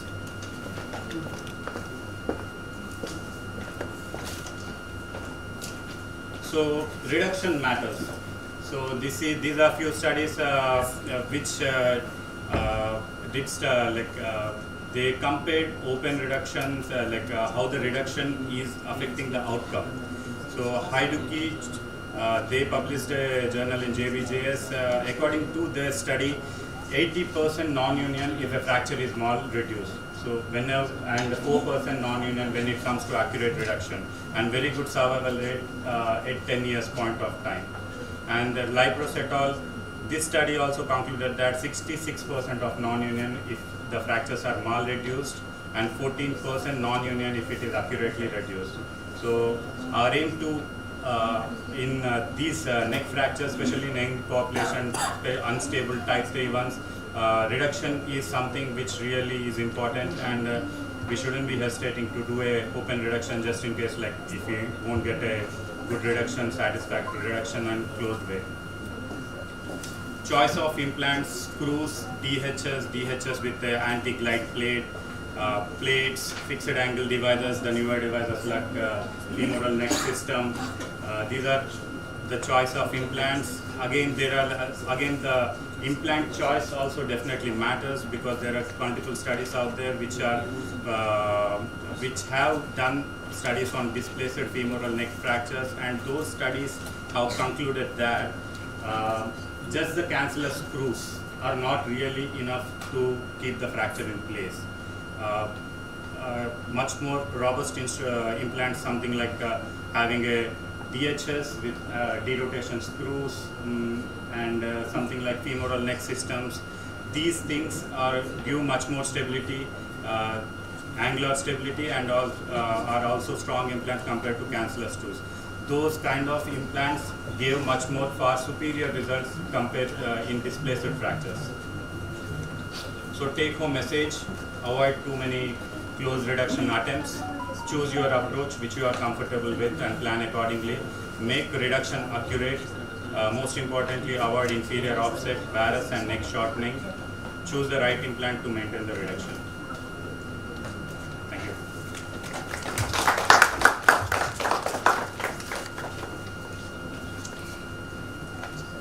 Thank you, sir. Thank you for highlighting as an open reduction of neck of femur fractures. Sir, I would like you to accept one memento from Spotlight Reni Hospital.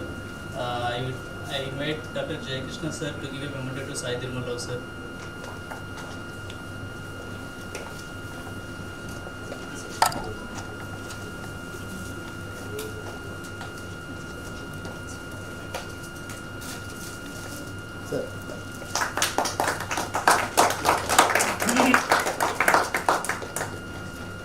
I welcome today's our guest of honor, Dr. V. Suryanarayan Reddy sir, MS General Surgeon, Director and Treasurer of KIMS Karimnagar.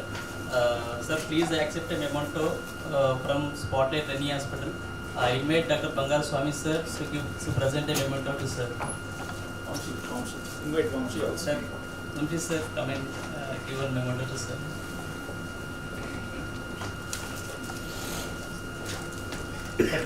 Middle of it.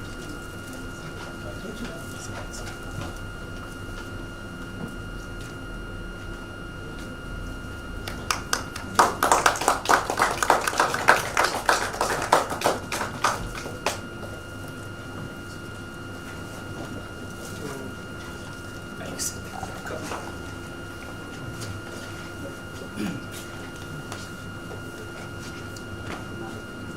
I would like to invite our next speaker and General Surgeon Dr. Sudeep Dwarak Naidu sir, MBBS Chelmada Medical College, D. Ortho Pratima Institute of Medical Sciences, DNB Ortho St. Teresa Hospital, Hyderabad, Fellow in Hip and Spine Surgery, Hinduja Hospital, Mumbai, Fellow in Microscopic Surgery, Ganga Hospital, Coimbatore. Now working as trauma joint.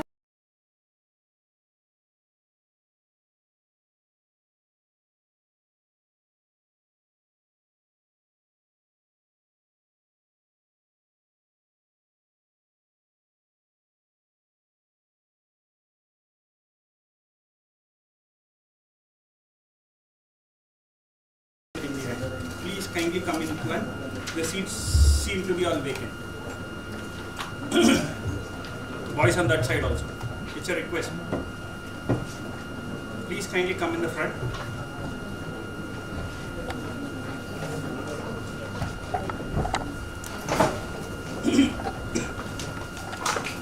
You all can all occupy, right? Just for the namesake that there have been labels, chairs have been labeled reserved, but we would want you all to please come and occupy.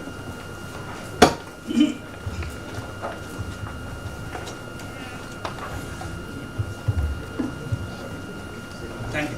The topic which I am going to talk about is regarding an osteotomy. As I am showing you on my first slide, this was actually the hypothesis laid and the procedure was actually started by by the orthopedic surgeon by name Powell's. He started doing it with such primitive instruments. Now we progressed to it, but the results which he actually reproduced is not being reproduced now. Now, before I go on to it, I would first want to start the whole thing with what is Powell's classification. Powell was one of the first people to actually classify the fracture neck of femurs, and then he devised and then he graded it according to the angles. The reason for he giving angles is his hypothesis, he studied the whole biomechanics of the hip when there was nothing. So it was on pure observation and then clinical studies which he would do on lots of patients. What he formulated was anything less than 30 was 1, 30 to 50 was 2, and more than 50 was 3. The significance of it is, now before you understand the significance of why these angles are and what is this, you will have to please understand what are the biomechanical principles of how the hip operates in the body. Now, the thing is, now the operations or surgeries for osteotomies and hip around the osteotomies around the hip is losing ground because of the advent of these latest implants and hip arthroplasties. These principles which were laid down were way before arthroplasties were done, and then where the hip preservation was of paramount importance. So now it is rarely done, because if ever you start doing these osteotomies and then you either fail or you don't do it properly, or the principles are not meant, or for some reason it's not very well done, revising it into an arthroplasty becomes very difficult. It becomes very challenging because the whole weight bearing axis, the entries for the implant positioning changes, and the anteversions tend to change. So you will have to be very sure when you are trying to revise such things. So either you do it or you don't do it. Now people have stopped doing it, or rather not doing it, and it is only done in people who are of the older generation or who have had experience into it. My experience with osteotomy, at least around the hip, is very sparse. I only assisted 2, that too with my bosses. So all my adaptations and the illustrations are from him, and his results were quite good, but not compared to what actually were reproduced in the studies. Now, you will have to understand the biomechanical principles of valgus osteotomy. The basic idea is, what is postulated is, there is something called a shear stress which actually is acting on the hip. How does a shear stress act? So what happens is, the weight bearing axis of the hip, there are 2 axes which are actually there. One is called the mechanical axis and the next one is called the anatomical axis. So the mechanical axis passes through the center of the femoral head, whereas the anatomical axis passes through the piriform fossa. So this actually, what happens is, there is an angle which is actually subtended with the center of the body line, or the center of the line which passes through the center of the body. This is approximately 5 to 7 degrees. So, and also there is one more force which is constantly acting, which is also called as the gluteus medius force or the abductor force. So this, when you calculate, you get a resultant vector that is represented by this line which is called as R, which is approximately 16 degrees. So what is desired is, whenever the fracture line becomes very vertical, that which is seen in Powell's angle 3, the shear force, that is the displacing force, is far greater.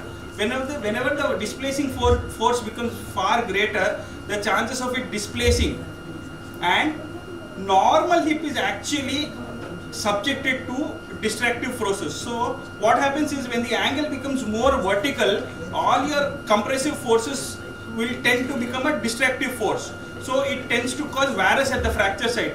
Whenever there is varus at the fracture site, you cannot expect union to occur. So what you do as a consequence, as a way of doing an osteotomy, is you convert all the distracting forces or the shear forces into an angle such that all the destructive forces are all diverted, so that it converts into a compressive force. The whole body, the concept of union always follows what is called a Wolff law.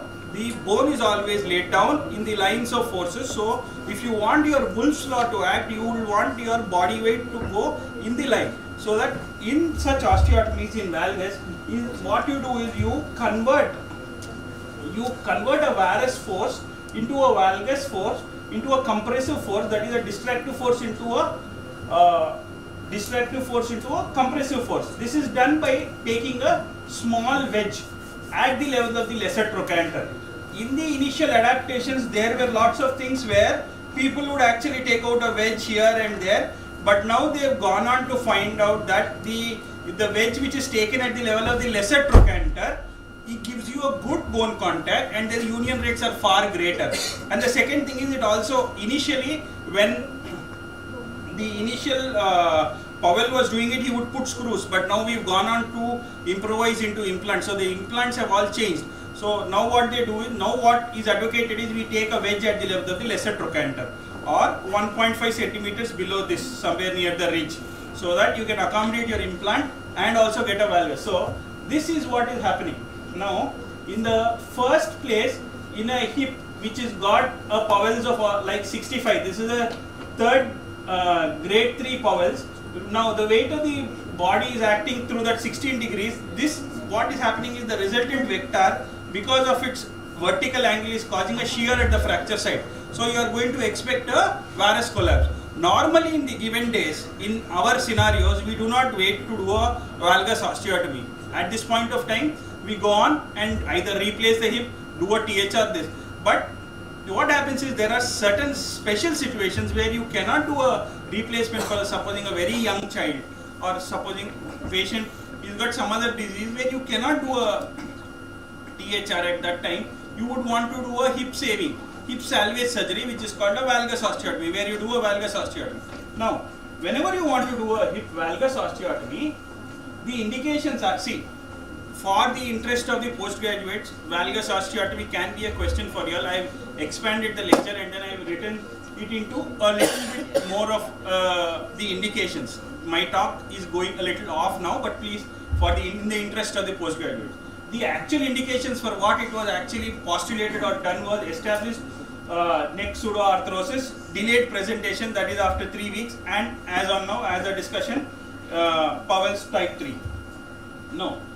You also have to understand that every surgery is only indicated, and it always carries itself with certain contraindication or indications where you should not do such things, because it can actually spoil. One of the most important things is supposing the bone quality is very poor, or if there is established osteonecrosis at that point of time, it is an absolute indication. There is no point doing it. When there is absolute osteonecrosis and then you want to change the angle, anyway it is going to be painful. Anyway you have to replace it. So if there is established osteonecrosis, there is no point doing it.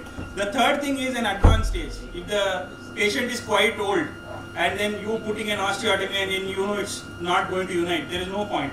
Patient with smoking histories don't tend to do well. There are lots of studies which are supporting that because of the smoking, because of the tobacco or nicotine which is there, it is very harmful to the callus which is formed. So they do not do very well. The second thing is morbid obesity. See, when you are doing some valgalization and stuff like that, if the body weight is too much, your implants tend to fail. So in morbid obesities where BMIs are more than 32, you do not do a valgus osteotomy. And also, if a patient is very weak, his soft tissues will not allow you to correct it also. It becomes very difficult on doing it. So morbid obesity is also a relative contraindication. A very small femoral neck, indirectly, like a osteonecrosis, is also not a very good patient, is not an ideal patient for doing an osteotomy. Now, how do you do, what is the surgical technique of doing a osteotomy? There are two things which you have to understand. What is the desired angle you would want for the femoral neck to unite? So what is actually postulated, what is said is, if you can convert your Powell's 3 to Powell's 1. So if you can convert your Powell's 3 to Powell's 1, that is, if you reduce your shear angle or Powell's angle from say 60, 50 to let's say 30 or less than 30, what is ideal is 25. What is recommended, what was being done again and again was 25. So if you can convert your fracture line to say 25, what happens is the weight bearing axis becomes perpendicular to the fracture angle. So whenever the fracture angle is perpendicular to the body weight angle or the shear angle, resultant force angle, it becomes a compressive force rather than a deforming force. The force which falls becomes a compressive force which actually aids in union. Now, so the whole endeavor of what we do is to reduce the fracture, the shear angle from say 60, 65 to say 30, 25. Normally it is 25. So how do you do it? There are two parameters which you have to calculate. One is what is called as a wedge angle. The other is what is called as a insertion angle. What is a wedge angle? Wedge angle is nothing but when you are doing a lateral closed wedge osteotomy at this side, the amount of wedge you need to take out. Normally, like if you were to do supposing a French osteotomy, closed osteotomy, we calculate in degrees and every degree we take out 1 mm. But that actually does not dictate a good approximation. How we do this is, what we do is, you calculate the shear angle. Shear angle is nothing but your Powell's angle. That and you minus it with the desired angle which is 25. We take our yardstick to be 25. That is the amount of wedge you have to take at the level of the lesser trochanter. Then, what is the insertion angle? See, insertion angle is no matter what implant you use, you have to insert the implant or screw or the plate, whatever it is, at a certain angle, which is 1.5 centimeters to 2 centimeters from the tip of the greater trochanter. So at what angle will you introduce your blade plate? So that you introduce it vertically, and as a consequence of you trying to get the plate towards the or abut it towards the shaft of the femur, the correction occurs. Whatever displacement has to occur, whatever valgalization has to be occur, will be aided by you trying to reduce the plate towards the shaft of the femur. So these two things are very important. How do you calculate the shear angle? The shear angle is actually, the insertion angle is actually calculated by the implant angle minus the wedge angle. You understand? Now, implant angle is nothing but what type of implant you are trying to select. There are wide array of implants which are actually available. The initial descriptions were given using an angled blade plate. Now, I don't think any of us have ever seen or assisted an angled blade plate, so we do not talk much about it. But the presentation, the initial description of the osteotomies were all based on the angled plate plate. Angled plate plate needs a lot of skill. It has to be meticulous carpentry. You will have no control of how the blade plate goes, and then it is not aided by any guide wire. Normally for putting a dynamic hip screw or any other system, we have a guide wire which can be revised. Whereas if you are going to do it with a blade plate, the control over the blade which is going inside the shaft is very difficult. So we are not much trained into it.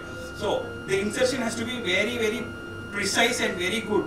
And the osteotomies which are actually designed and which are done were done in an era where there was nothing there was no word which was called as intraoperative IITVs or CMs. They were all doing it under X-ray control and then clinical preoperative planning. So they have been very meticulous at what they do. We are not that well trained. So all we do is we try to do it with a DHS 120 degree DHS. So the screw, how we are going to do at what angle, I think everybody is all cohesive with the insertion angle guides which are present with us. So normally what you do is you put an screw at around say 90 degrees or 95 degrees. So see that the screw is center and it is slightly inferior, because the center you have the calcar which is supporting you. It gives you a good bone support, and then when you are trying to correct it and when you are trying to bring the blade towards the shaft, the head, the screw should not cut out. So you should be pretty much sure that it is not anterior. You'll understand, anterior and superior is not very good. It is the same principle as the trochanteric entry for DHS. You do not want your screws to be either superior and anterior. It tends to cut out. So ideally is center. Now after you calculated this, what you do is you first see the principles which have been taught is like this. So what you do is you put a blade inside that, and then after you put that, you take a wedge out. After you take the wedge out, what you try to do is with a clamp, you try to slowly abduct the leg and then slowly try to initially you do it in an adduction or in a neutral position. After you take out a wedge, you slowly start abducting the leg. When you start abducting the leg, what happens is the plate tends to come towards the shaft and it automatically starts correcting the head, and then the head goes into valgus. This is how straight fracture site becomes a horizontal fracture side, whereby you are negating all the destructive forces and converting it into a compressive force. See, the choice of implants, initially what was talked about was a double angle plate. Now you do not see these implants, although people do it. There are certain profs like Dr. Mapu and all who still do it. They are very good at what they do, but then we do not know how to do it. The next best thing what we do is sliding hip screw, which is the best and the easiest what you do. The third one, which I have never seen anybody do it, is the femur neck system, which the Synthes people are saying you can do it, which they say there is controlled collapse and then you can have good support. But my experience to what my profs did was using a 120-degree DHS, or some people even did it with a 95-degree DHS, but then what is desirable is 120 degrees DHS. Now, these are certain patients which, see, these illustrations are not mine, these are all my professors which I have asked them. So I have actually no one-on-one experience with doing this, but then for the heck of discussion, this is the first slide. This is a delayed presentation where there is a straight fracture which is like more than power 3, where he did a valgus osteotomy with all these things and then he closed it, and then it went on to unite at 18 months. He also used a derotation screw, but then there is good union. This is also one more thing. See, people also talk about posterior comminution and all, but original description doesn't talk about all that. What you basically have to maintain is neutral alignment, neither more into anteversion or neither less into or more into retroversion. It has to be straight on. Then he is trying to reduce it, and then he is trying to reduce the, see, there has also been a principle when you try to reduce the neck of femur fractures where you actually maintain the posterior or posteromedial contact in AP, and then these S views, anterior and posterior cortical lines, capsular lines of the neck lines, which have to be maintained in a lateral view. That is what he is trying to establish, and then he does DHS screw, and he also says wherever there is comminution. Now there is a hypothesis which they are saying that aiding it with a cancellous bone graft hastens the procedure and adds stability to it. See, all these things have been done during days where we do it. Nowadays, any fracture which is about comminution, we tend to go away and do a hip arthroplasty. So these are what is laid down. So for your exams, if it is there, you can, if there is posterior comminution, you do a bone graft. These are the results which he says after 18 months the patient is having full range, and then you salvage this in Indian conditions because people are used to squatting and using the Indian toilets. Sometimes hip preservation surgery actually helps.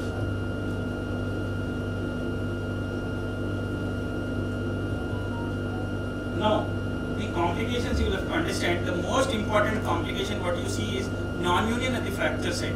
Why do you get non-union at the fracture site? If supposing your desired angle what you've taken is either underly done, so your forces are not negated, so it's bound to fail. So that is one of the things. Second thing is loss of fixation. If supposing you are attempting to try to do a valgus osteotomy in a patient who is very, very osteoporotic, or who is a smoker, or who doesn't listen to you, or who is a very morbidly obese patient, the loss of the system or fixation system is very eminent, so you don't do it. The third most important thing is avascular necrosis of the femoral head. You will have to understand that excess valgalization. What is excess valgalization? If you do a valgus of more than 15 degrees compared to the opposite side, what happens is there is very great chance of avascular necrosis. This is because when they have done a biomechanical study of it, they found that when you do an excess valgalization, they found that there is lots of traction on the posterior retinacular vessels, which could actually impede its circulation and its blood supply to the head, so which would actually cause avascular necrosis. So even that is why coxa valga is corrected into derotation. You do not want excess valgus also. Excess valgus can actually cause avascular necrosis. The last thing is, normally if you do an osteotomy, or if you have a patient who is presenting to you and he's got a Trendelenburg gait, what happens is, if supposing you were to do an osteotomy, patient expects that the Trendelenburg gait vanishes. But then when you do a valgalization osteotomy, the gait does not change much, and the limb length also cannot be done too much. So the gait does not get changed. So you might actually end up with a very bad, very happy patient. And the third thing is, if you do an excess varicalization, basically when you're doing too much of excess varicalization, what happens is the shaft tends to go a little bit laterally. The shaft, when the osteotomy, when you close, the shaft tends to go a little, migrate a little laterally. This would actually alter the mechanical axis. So he might actually end up with a lateral compartment osteoarthritis on the legs in future. That could be one. Second thing is, if ever it unites and the head goes into avascular necrosis, you will have lots of problem trying to put an implant into it, because you will not know where to enter. You would actually break the medial cortex. You will actually have a stem which is sitting very medially. So that is the downside of doing it. That is all about valgus osteoporosis. Thank you.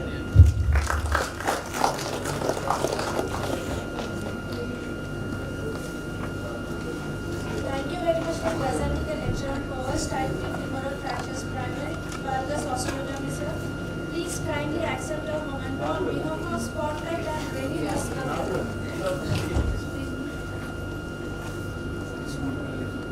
I would like to invite Dr. Uday Krishna Maineni, sir, to present the memento and certificates.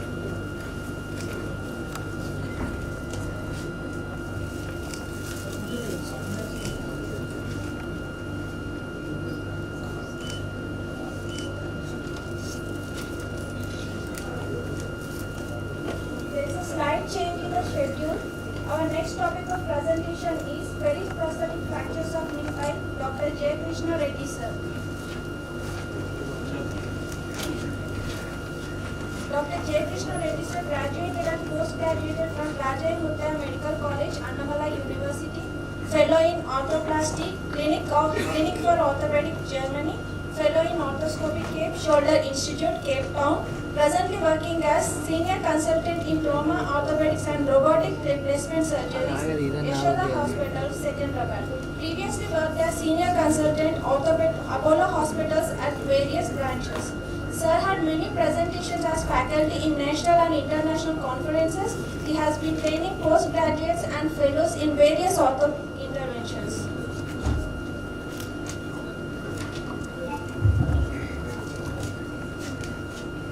Good afternoon, one and all. Thanks to Bangar Swami sir for inviting the course here.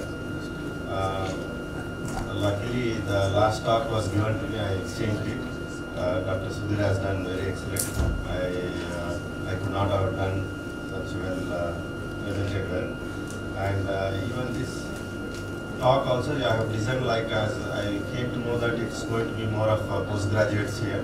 I planned it like that so that you people will understand better.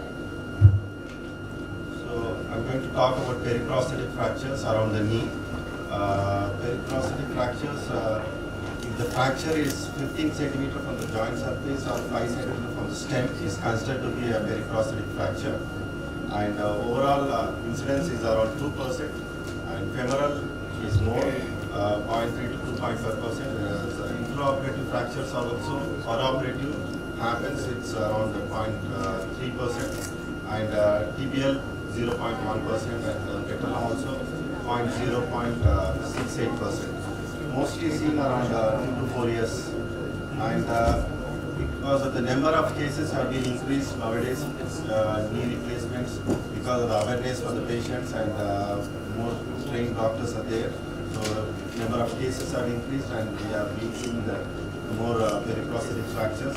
Another down the line, next 5 to 10 years, that will be routine cases we will be seeing, and it's again because of the increased life expectancy and poor bone quality because of osteoporosis or other comorbid conditions. Majority of the fractures have because of osteoporosis. It's again with the low energy trivial trauma, which leads to torsional or compression forces.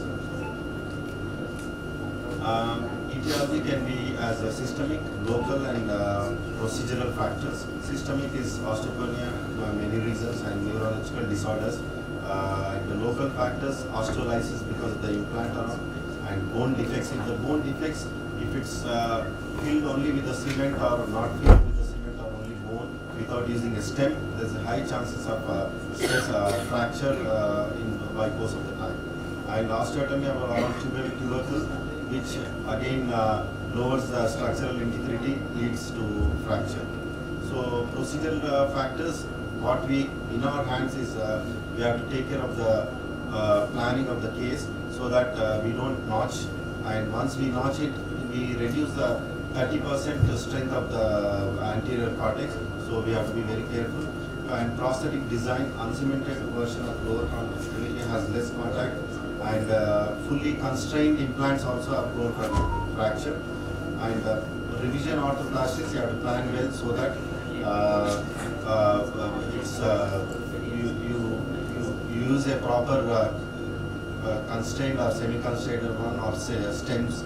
So pre-planning is important in the revision surgeries.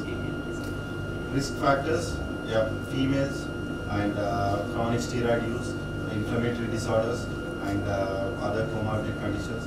And prosthetic related, as said, cementless implants, small incisions, osteolysis, sepsis, and stress risers in pin tracks, navigation pin tracks nowadays for robos. Of course, preoperative bone density, if it is less, you can plan preoperative strengthening, bone strengthening medication injections. And loose prosthesis is a risk factor. Proper cementing is important, proper sizing is important. Majority of the fractures are in elderly patients because of all the reasons said. So detailed history is important, what kind of implant was used, and any infections previously, we have to take a detailed history, and any cultures were done. So, and the previous, we have to ask for the previous X-rays also to find out whether there is any notching or any implant malpositioning. So according to that, you can plan your surgery later. Of course, full-length views are very important to identify the alignment and bone stock. So preoperative X-rays are important because of to assess the progressive osteolysis, cortical thinning and erosions, and presence of notching, condition of cement mantle, and formation of distal pedestal. So intraoperative fracture identified by a small crack. So you have to give a, you have to respect it and check it out properly in the CM or however it is. And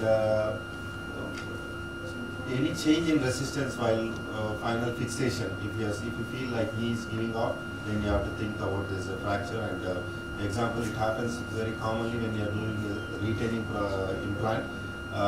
When you are pushing a insert, it may suddenly give off. That time you have to again convert it into a sacrifice. So periprosthetic fracture classification depends on the location, stability of the implant and fracture, quality of the post bone, and patient physiology and age. And surgeon experience is very important, as it was said previously. Taking senior's advice, and if you are experienced, only better to deal it or do it with a senior so that you learn and do a good job to the patient. So in the femur, the classification is undisplaced fracture type 1, and implant bone process intersurface is intact. And type 2 is displaced one, and again the bone and processes intersurface is intact. Type 3 is it can be displaced or undisplaced, but the intersurface is displaced here. But there is no intersurface, there is loosening of the implant.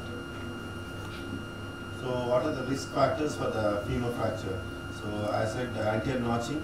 If 3 mm of anterior cortical notch results in 30% reduction in torsional bone strength. So it's very important. Rotational constrained components also. Coming to the tibial classification, location of the fracture, again, stability of the implant, whether the fracture occurred intraoperatively or postoperatively. Based on this, it's classified. Type 1 is fractures occur in the tibial plateau. Type 2 is around the stem, and fracture involves type 3 is distal to the processes, and 4 is involves tubercle. There are subtype A is well fixed implant, and B is loose implant, and C are intraoperative fracture. These are important to plan our surgery later. Risk factors for periprosthetic tibial fracture is, I said, tubercular osteotomy, component loosening, component malpositioning, and insertion of non-stem tibial components. Yeah, patella is very important. So people who replace it, they have to take it very seriously. Type 1 is marginal fracture, and type 2 is disruption of extensor mechanism with or without implant interface here. And type 3 is fracture of inferior pole of patella with patella ligament disruption or undisplaced. Type 4 is fracture associated with patella dislocation. Risk factors for patella osteonecrosis: if you do circumcision with cautery to denervation, if you do it extensively, there is a chance of osteonecrosis. And asymmetrical resection when you are doing a patelloplasty, inappropriate thickness, and implant related is centrally single peg implant or uncemented fixation, metal backing on patella can cause are the risk factors for fracture. So coming to the femur, type 1 where I said undisplaced, well fixed, and bone quality is good. The treatment option is you can also do a close reduction, but early mobilization and to avoid disuse, wasting or osteoporosis, you can fix it still. And type 2 displaced, where implant is well fixed and bone quality is moderate, and treatment options could be fixation either with a nail or a plate, depends on the level of the fracture. Type 3 is undisplaced and bone quality is moderate or poor. If it is revision is important, revision is better, or internal fixation with bone grafting. Type 3 displaced one, loose implant with poor quality of the bone, then revision with rotating hinge processes is better, because we have to get a proper stable joint again. In the tibia case, type 1 where the process is well fixed, undisplaced, you can still go for bracing and limited weight bearing. Displaced one, reduction and internal fixation is better. 1B processes where it is loosened, you have to go for revision or impaction grafting for allograft chips into cavity defects, and so that you attain stability. Type 1C is intraoperative again. Fixation is better, intraoperative either with a screw or whatever the implant according to the fracture. And adjacent to the stem, processes, when process is well fixed, you can use a locking plate, and process is loose, probably you have to revise it, and intraoperative again bypass with a longer stem so that you achieve stability immediately. And type 3 process is well fixed, then you can consider for plating, and which is where is fracture is beyond the implant, beneath the implant, and processes, if it is loose, again you have to go for a revision, and intraoperative, again if there is a fracture you need to bypass it by long stem. And when you bypass, if it is bone is osteoporotic and cortex is very thin, probably you can add up with a locking plate so that you get a proper rotational stem, rotational stability also. In type 4, processes where it is well fixed, again immobilization, or if extensor mechanism is disturbed, you have to repair it. And in processes loosening, revision is an option, and fracture fixation. And intraoperative case, again repair the extensor mechanism. Patella fracture, type 1 non-operative, type 2 again extensor mechanism repair or partial or complete fixation there. And type 3 operative treatment if sufficiently symptomatic. And type 3A where implant loose and bone quality there is a good stock, then probably you have to revise the component. And type 3 where the bone stock is poor probably patellar component removal with the petalloplasty or complete patellectomy is advised. So intramedullary nail, as you all know, it's a load sharing and minimal dissection has its own advantages.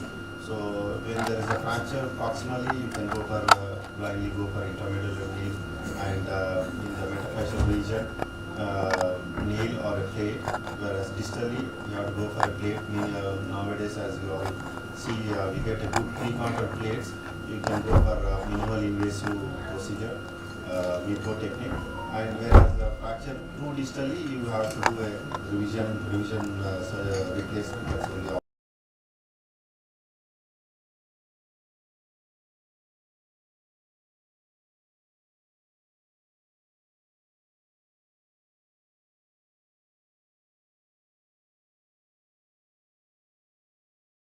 So entry point, as open notch is there, your implant, your taking history and previous X-rays, seeing the previous X-rays also will help in planning the cases.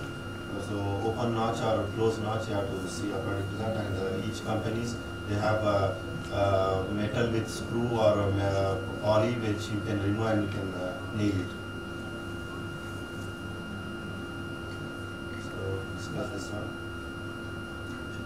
So plate fixation is load bearing, and you nowadays we have variable angle plates where you can use it for a specific fragment, and you can avoid the implant also, and so that it's very well fixed. And disadvantages, so excessive dissection, infection, and non-union or delayed regular things.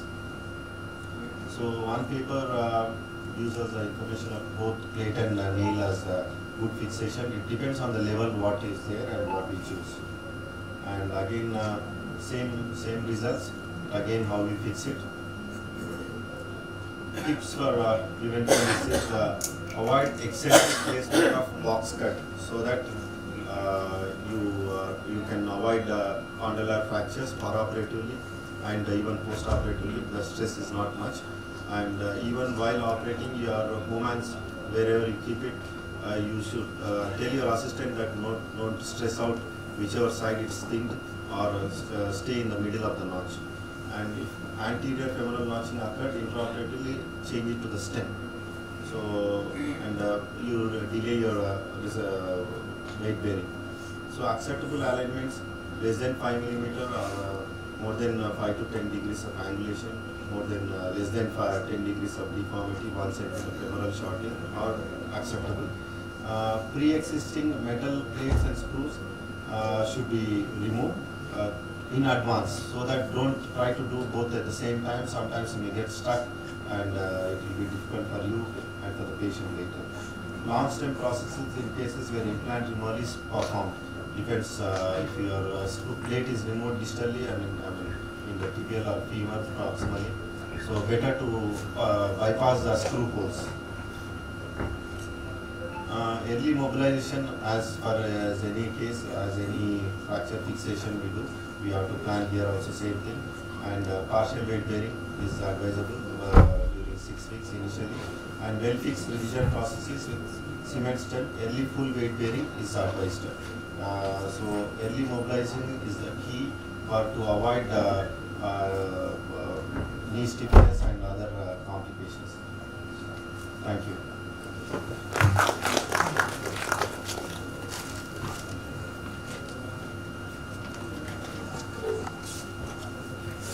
Thank you so much for sharing your knowledge with us, sir. Kindly accept a moment on certificate from Spotlight and Ready Hospital. I would like to invite our senior orthopedic surgeon, Dr. I. Sridhar Rao, sir, onto the dais to honor the speaker.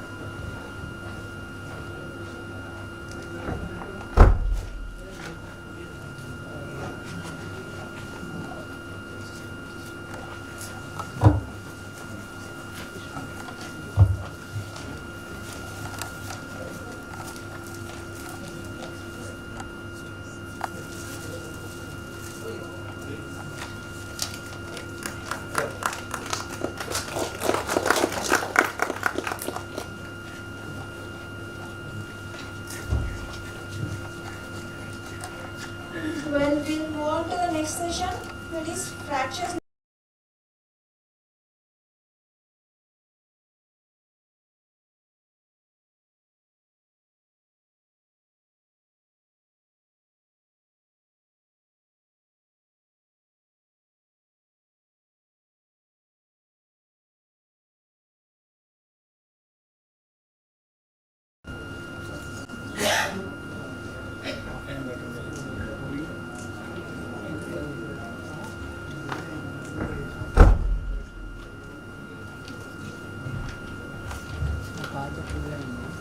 Good afternoon, everybody. There's a slight change in the schedule because we have to complete 2 workshops. One is on FNS Pembroke system, demo, hands-on workshop, followed by VALCP, proximal tibial plate fractures.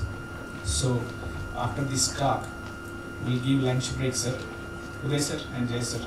We'll give lunch break. After that, we'll carry on with 2 sessions together if possible, because there are only 26 registered delegates for workshop. So we can swap easily so that we can conclude by 3:34 p.m. Thanks. Since long years, these femoral neck fractures are called as unsolved fractures. Why these fractures are called as unsolved? Since last more than 50-60 decades, or say 8 decades, since the internal fixation was started in European and American countries, still now there are so many implants are devised because of one implant failed, the other new implant comes, that fails and the newer implant comes, like that. There are many variations, like more than 10 implants are introduced. Till so far, still there is a specific failure pattern for each implant. So that is the reason this is called as unsolved fracture. Here if you see the spectrum, there is a IC fracture which has been treated with CC screws which ended in non-union, and the problem may be because they cannot control the bending forces. When the DHS comes, then which protect the, which will resist the bending forces, but DHS causes maximum collapse and it has got some attendant associated complications. And to prevent collapse, excessive collapse, they added an anti-rotation screw. Still that fails. Then they realized there should be something, a fixed angle locking plate, and there are some technical challenging issues in fixed angle locking plate. That is also failed. Now what is next? Why these fractures fail? Because these fractures fail because of lack of understanding, and the traditional implants are missing the mark. Because each implant devices, because of the failure of the previous implant, and the new implant comes and the new complication comes because of that newly designed implant. So before going to that, we should understand the reaction forces around the hip. Dr. Sudhir probably explained very nicely. Here you should understand, when there is a fracture, intercapsular fracture of the femur, the shear forces at the fracture site and the body weight, the abductor forces and the joint reaction forces, they cause displacement of fracture site further and avascular necrosis. And if it is reduced properly in a valgus position, excessive collapse by implants and associated complication by the implants, newer implants, sometimes may cause failures. So what are the current treatment options for this? Routinely we use cannulated cancerous screws and sometimes DHS with an anti-rotational screws which address the complications of CC screws, like they cannot resist the bending forces. Here the DHS can resist the bending force, but rotational force no. For that we add one CC screw superiorly to address the rotational stability. Still they fail because of excessive collapse. And then comes arthroplasty in the new era. Since last 30 years, even the age limit for young adults to replace with an hemiarthroplasty is coming down. It is up to 50 years in periphery. It may be 60 years in corporate hospitals, in metros, but in periphery it is coming down to 50 years. And the other thing is in non-displaced fractures, impacted fracture, we may sometimes follow a non-invasive conservative method. Let us see what happened to this fracture. There is a simple transcervical fracture neck of the femur, which is nicely fixed. Immediate post-op X-ray sees the angle of reduction. anterior AP view and the lateral view is very good with 3 screws, and gradually what happens, the fracture collapsed, the CC screws produced out, this causes thigh pain usually at the point of exit, and gradually it ends in non-union, and the shear forces, body reaction forces causes broke the CC screws, and the surgeon hesitated without hesitation to save himself. This young adult ended up in arthroplasty at the age of 40 years. Usually CC screws are good at generating the compression. One of our AO principle is open, other than open reduction, anatomical reduction. When you reduce the fracture, fracture has to be reduced anatomically, and rigid internal fixation. Now the biological fixation, micromotion is also there, open reduction and rigid internal fixation. They generate good compression intraoperatively, the CC screws. Then what happens postoperatively? Gradually they act like a sliding implants. The fracture side along with the CC screws, they slide down because of the shear forces at the fracture side and eventually fail. So what are the shortfalls? The shortfalls of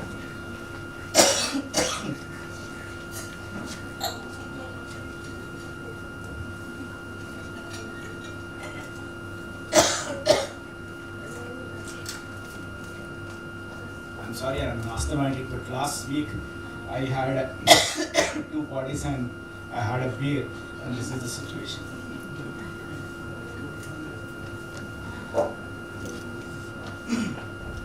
Easy option.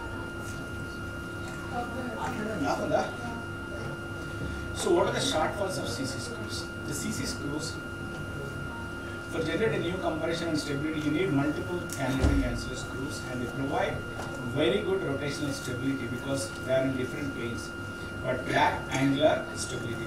That means when the body forces act down, they broke. That is the reason when we use CC screws, we ask the patient to mobilize late, maybe after 6 weeks to 3 months. This instability may lead to varus collapse, and sometimes because the ends of the screws are sharp, they cut through the femoral head, and that results in reoperation, and the rates of reoperation with CC screws are very high. Are there any reports, evidence about these CC screws? Yes, there is a big study of the Norwegian registry, studied from 2005 to 2017, and out of that they have taken consideration of 1,16,000 cases. Out of that, 95% of the cases are operated with CC screws. Then what happened? Most of the CC screws, either they are 3 pins or 2 pins. So 95% are CC screws, and 33% were failed because of CC screws, and this is a very big number. That means 1/3 of the cases are failed because of internal fixation with CC screws. Then comes, people started thinking how to control the angular stability or resist the angular stability. Then comes the DHS. DHS resists angular forces, and with the anti-rotation screw it will control the rotational stability also. But it has lot of shortfalls. Let us discuss one by one. The side effects can cause mal reduction upon insertion. Our seniors might be knowing, once I am reaming a IC fracture with a anti-rotation guide wire, the reamer in a young adults will rotate the proximal femur, and my guide wire inside at the fracture site broke. Then what is the situation? I cannot complete the surgery. I cannot show the X-ray to the patient that your guide wire is broken inside. How to remove that? That is the first time I opened my IC fracture, and I learned how to open an IC fracture since that time. So be very careful. The proximal fragment will rotate because the adult head is very strong. Sometimes reamer cannot cut the hole in the adult femoral head. You should be very careful. So the avian chances with DHS, when you ream adult femoral head, the chance of DHS or avian are very high because of the rotation of the screw. The evidence is the large international multi-centric study conducted, that is a FAITH study which is very famous, which shows in young adults, the spinning or torquing of the femoral head insertion will cause AVN. So the results of AVN are very high with DHS than your CC screws. But the rates of non-union are high with CC screws than DHS. The sliding hip screw DHS requires lot of armamentarium. And you see the footprint, you have to open very long from your trochanter to the middle of the thigh, and that causes delayed post-operative rehabilitation. And sometimes the sliding screw comes out, which causes a lateral thigh pain, bursitis. Patient comes to you with severe pain in the night because of infection. You cannot remove the screw because it is not united, and many of the times it end up in redo surgery. You see this picture, the position of the two screws. The DHS screw, see the tip apex distance is very short because two screws have to be adjusted in a small neck. So automatically the DHS screw goes into the eccentric position that causes avian and sometimes non-Indian. And here see there is no connection, no synchronization between the anti-rotation screw and the DHS. This will collapse and causes varus malunion. Especially in Asian femurs. Asian femurs are very small. Your DHS is 8 mm, your screw is 6 mm, total is 14 mm. Most of the time, female Asians, the diameter of the neck may be not more than 16 to 18 mm. So if you fix with this implant, the whole total, except the cortical shell, the total amount of head is occupied by the metal implant. Now imagine the vascularity of the proximal fragment. Those are the things where when the heads are smaller, we cannot use this implant. Then the dilemma comes. How do we allow? There are two factors which are required here. We should have some compression at the fracture site during surgery or after surgery. Avoid over-shortening and varus collapse. Second thing is, how do we avoid malreduction, secondary malreduction? These are the two issues when you see the failures of DHS. So, get a fracture impaction, avoid secondary malreduction. Are there any other options? Yes, there is one option, as I discussed, that is open reduction. You do open reduction, fix with CC screws, get the compression and replace with a non-compressible, fully cannulated, fully threaded cannulated screws. When you get compression, when you replace exchange with the fully threaded screws, they won't have further compression. It won't allow further compression because the threads are fully threaded. So this is one option. But over a period of time, this is also failed. They don't do better. Then what is the other option? The different approach is we followed. That is intraoperative compression, then fixation with a locking plate, a fixed angle locking plate. You have seen most of the people, you know how to, like a Philos plate or proximal tibial plate or distal femoral plate. The angle of trajectory is fixed. I'm not talking about variable angle plate, which we are going to discuss. The fixed angle plate, locking plate, the trajectory is same, you cannot change it. If you want to keep all your screws in the neck, the head of the plate sometimes may be offset from the femur. Have anybody have experience of fixing a proximal femoral plate? When you put your first primary is to put all the screws into the neck. When they are properly placed, the time when come distal and see the shaft is offset from the plate. Most of the time it goes posteriorly, and the distal screws you cannot put. You have to keep those one or two holes empty. It happened many times. So this is one of the disadvantages of the fixed angle plate, and this is also not useful and it is also broke. And there are certain authors, experienced surgeons, they have come out with traditional implants like Powell screw. What to do? With the CC screws, he used a compression screw, CC screw, 90 degrees to the fracture site, so that he will control, like a lag speed will control the compression and rotation. This is also not working, and most of the time it is also failed, and it does good only in his hands. Then comes an adjuvant to prevent varus collapse by giving a buttress plate by open reduction anteriorly and medially. And one more method is biplane double supported screw fixation which is being advised by Filippo. The problem with system is, if you see the lower screw, it takes insertion at the shaft, and drilling the screw is very, very difficult because the flattening of the greater trochanter has completed. Now the shaft is very rounded there. Keeping your drilling that part is very, very difficult, and most of the time, if you want to keep it in good position, later after some time, there may be chance of subtrochanteric fractures at the third screw.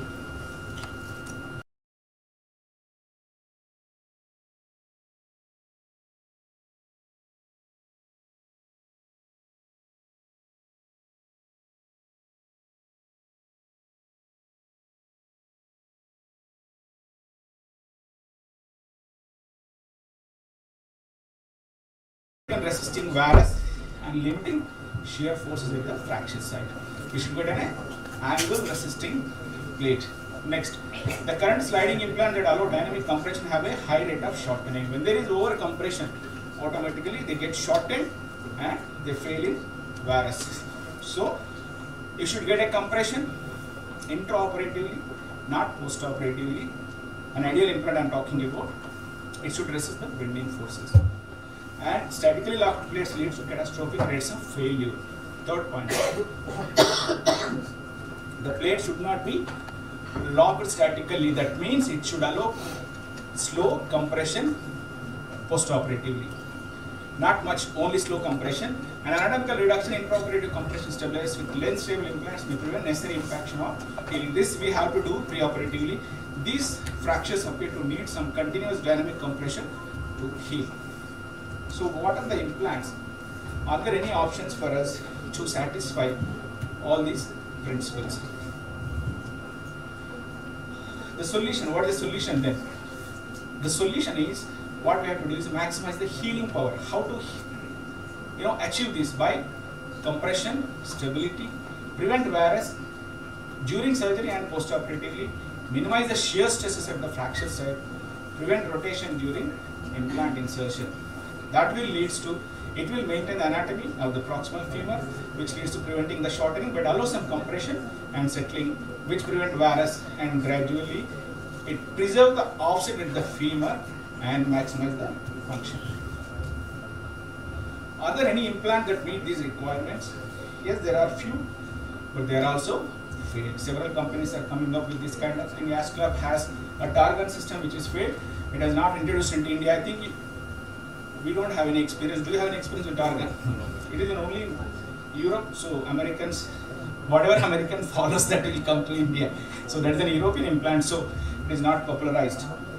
And that's what I'm talking is, the screws are fixed angle screws. When you put all the screws in the neck, the shaft, the plate is offset from the bone, and this will fail gradually. And what is the option? Is one system that is designed specifically for the fixation of femoral neck fractures is the femoral neck system. It is launched in 2017 worldwide, and more than 6,000 by this time were completed with good results. It combines the rotational stability of CC screws and at the same time the angular stability provided by the DHS. And the indications, contraindications, adverse events, the technical aspects of the implant and specifications we will discuss on the table when the workshop is going on. Thank you so much.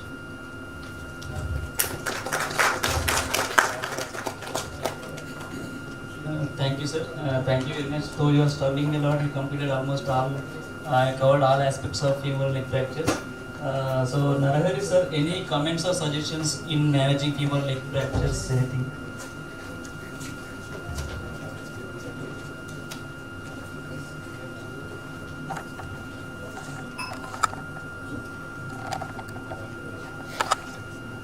Good evening, everyone.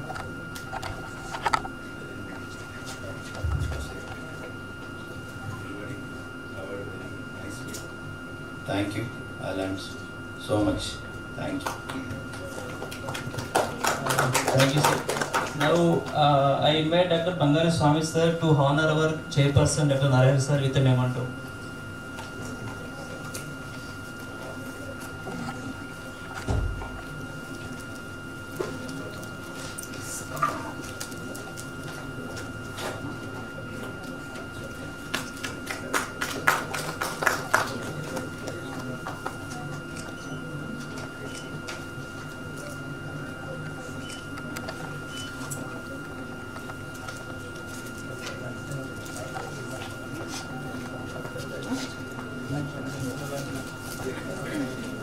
So since we are running short of time, we'll have hands-on workshop post lunch. So I invite all delegates to go and have a lunch.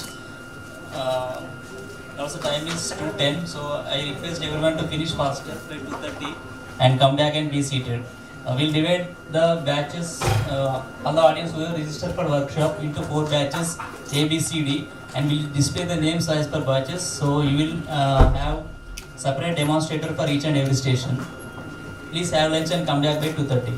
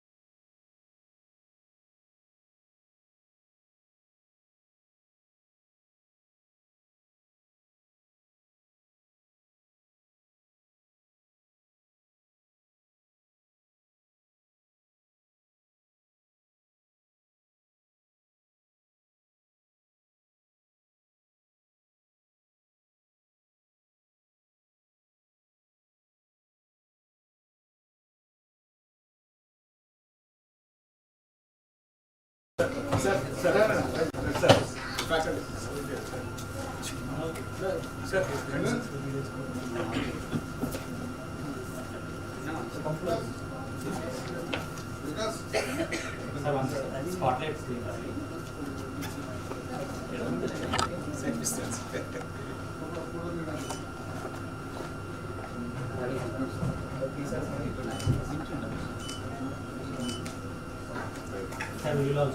Yes, please come. Please. On me talk 10 minutes అడిగారు కదా మీరు. సరే తీరబో.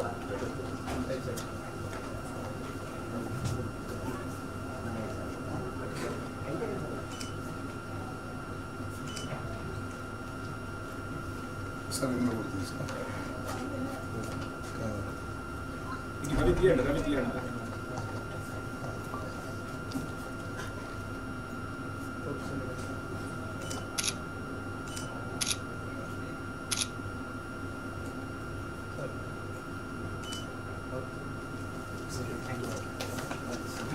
Sir lunch బయట నుంచి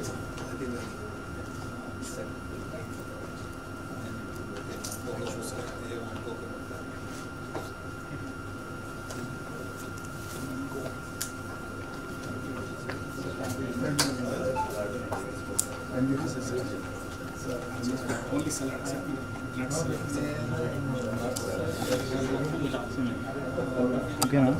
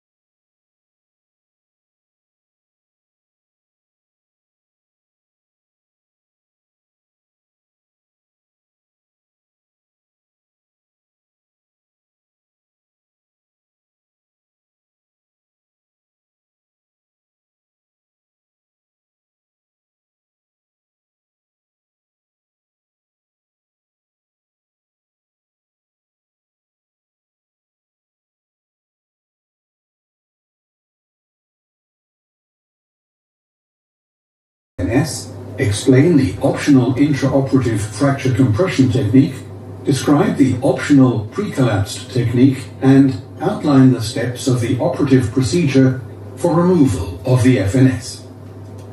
The clinical indications are femoral neck fractures, AO classifications 3.1b1, 3.1b2, and 3.1b3. The clinical contraindications include per, inter, and subtrochanteric fractures, and cases where there is a high incidence of sepsis, malignant primary or metastatic tumors, material sensitivity, and compromised vascularity. In young patients, the preservation of the femoral head is essential. The clinical case shows a 62-year-old man who sustained an unstable Powell's 3 fracture, AO 3.1b2, through a high-energy trauma skiing accident, shown on the post-operative and 3 months post-operative x-rays. The fracture is healed with minimal leg shortening and a minimal loss of femoral offset. The patient is positioned supine on a traction table with the non-affected leg flexed and abducted at the hip joint to allow the image intensifier access in the AP and lateral views during surgery.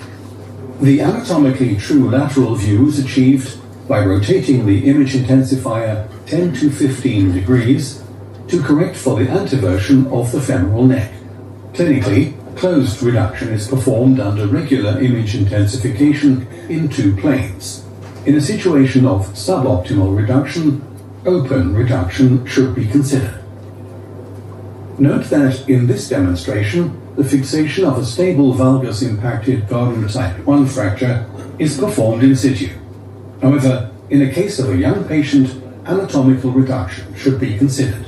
The lateral incision is based on the following anatomical landmarks: the femoral neck axis, the lateral border of the proximal femur, and the intersection line shown in green. The lateral stepped incision for implant insertion begins 1 centimeter proximal to the horizontal intersection line and extends 5 to 6 centimeters distally and slightly posterior to the central axis of the femur. The iliotibial tract and vastus lateralis muscle is split lengthwise. The split soft tissue is retracted, exposing the femur with the periosteum left intact. To maintain the reduction, K-wires must be inserted from the proximal area of the greater trochanter and directed either slightly ascending into the posterior or anterior part of the femoral head. Note that for demonstration purposes only, wires may be inserted through the femoral head in order to visualize their trajectories. The FNS instruments required for this exercise include the 130-degree angled guide, the guide wires, diameter 3.2 millimeters, length 400 millimeters, the correction guide, the direct measuring device, the reamer consisting of the cannulated drill bit, diameter 10.2 millimeters, length 251 millimeters, the reamer component, the reamer nut, the insertion handle, the insert for insertion handle, the cylinder which is used for implant insertion and removal, the protection sleeve which is used to both drill a hole and for the insertion of the 5.0 locking screw on the femur shaft, the drill bit, diameter 4.3 millimeters, the fixation sleeve, which when assembled with the drill bit 4.3 is used to drill for the anti-rotation screw, the depth gauge, the star drive screwdriver shaft T25, the 4 Newton-meter torque limiter attached to the large cannulated handle, the multifunction rod, which is used for both intraoperative compression and implant removal, and the large quick coupling handle. As previously demonstrated, the anti-rotation wire is inserted. The FNS has a 130-degree neck shaft angle, and it can be used in also more valgus and varus cases because of the angular stable fixation provided by a locking screw. The central guide wire is inserted using the 130-degree angled guide into the subchondral bone, ensuring that the tip of the wire is slightly inferior to the apex of the femoral head in the AP view and centered in the true lateral view. Clinically, it is confirmed that the guide wire is inserted into the subchondral bone with image intensification. In situations of a suboptimally positioned central wire, the correction guide can be used to adjust the position of the central wire so that it is centered in the femoral head and neck. In this demonstration, the wire shown in the bone model has been inserted too proximally and slightly off-center anteriorly. The correction requires the insertion of a new wire, 5 millimeters more distally, and at an angulation of 5 degrees more posteriorly. The FNS correction guide provides 3 adjustment possibilities: a correction of the entry point by 5 millimeters, a correction of the angle of 5 degrees, or a combination of both. This demonstration shows how to perform a correction of both. The correction guide is passed over the initial wire and rotated to achieve a more distal entry point. A new guide wire is passed through the 5-degree angle hole of the guide, and the guide wire is inserted to achieve a more posterior position. The first incorrectly positioned wire is removed. The correct angulation and position of the central guide wire are verified under image intensification in both the AP and true lateral planes. The direct measuring device is passed over the central guide wire. 5 millimeters must be subtracted from the length read from the direct measuring device, and the next shorter FNS construct size is chosen. In this demonstration, the length read from the direct measuring device is 92 millimeters. 5 millimeters are then subtracted from 92, equaling 87 millimeters, and rounded down to equal the reaming depth of 85 millimeters. The reamer is passed over the drill bit until it clicks into place and is set to the required length of the implant, which is 85 millimeters. The nut is passed over the drill bit and the reamer is secured by threading the nut until hand tight. The assembly is passed over the central guide wire. The reamer is advanced down to the stop to ensure that the plate fits flush to the bone. Note that reaming includes all 3 levels of the reamer. Clinically, in the situation of dense bone, the use of continuous irrigation is recommended to prevent thermal necrosis. Image intensification is used to verify the reaming depth. Clinically, the migration of the guide wire must be controlled during reaming with regular image intensification. Note that if the guide wire is removed inadvertently, it must be centrally reinserted into the reamed hole. To reinsert the guide wire, the reamer is manually inserted into the reamed hole. The guide wire is passed through the cannulated drill bit and secured in the original position.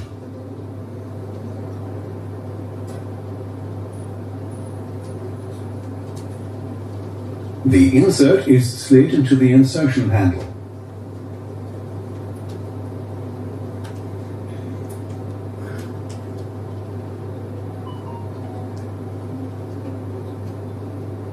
The bolt with the selected construct size, 85 mm in this demonstration, is fully inserted into a one-hole plate. The assembled bolt and plate are slid into the slot of the insertion handle.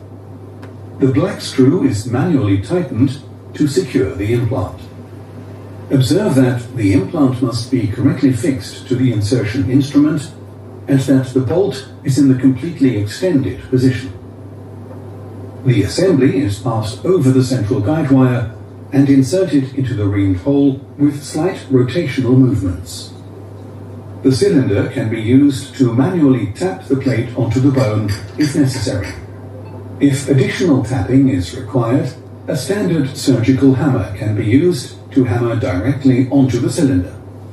Image intensification is taken to verify the insertion depth of the bolt and ensure that the plate is inserted down to the bone and aligned to the femoral shaft. The central guide wire is removed.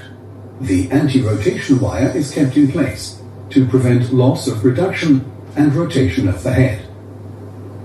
The FNS features both an anti-rotation, a R screw, and a plate which accommodates a 5.0 mm locking screw. Shown is the plate positioning. Observe that the plate is inserted down to the bone and aligned to the axis of the femoral shaft. Note that it is possible to perform a secondary adjustment in order to align the plate to the femoral shaft by rotating the insertion handle. Clinically, the correct plate positioning is verified under image intensification in the true lateral view, and the locking screw is inserted, followed by the anti-rotation screw. This screw insertion sequence is strongly recommended. Firstly, the locking screw, followed by the anti-rotation screw. It is possible to reverse the screw insertion sequence and insert the anti-rotation screw first. However, this screw insertion sequence, first the anti-rotation screw, followed by the locking screw, does not allow secondary plate alignment adjustments in the situation that the plate is not aligned to the femoral shaft. Observe that if secondary adjustments are necessary, rotating the insertion handle results in a malrotation of the femoral head and damage to the vascular system, which increases the risk of vascular necrosis. It is therefore recommended to first insert the locking screw, followed by the AR screw, as is now demonstrated. Note that if the AR screw is inserted first, it is crucial that the plate is aligned to the femoral shaft prior to screw insertion.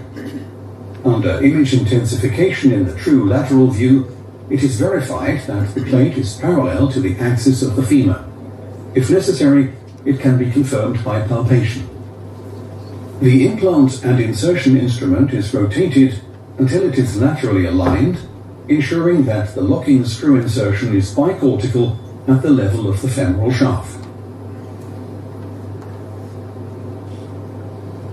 The protection sleeve for the locking screw is inserted into the most proximal hole of the insertion handle. Observe that the protection sleeve is in full contact with the handle when completely inserted. The 4.3mm drill bit is inserted into the protection sleeve and the bicortical screw hole is drilled and the screw length is read directly off the drill bit. Alternatively, the depth gauge can be used to measure the bicortical screw hole.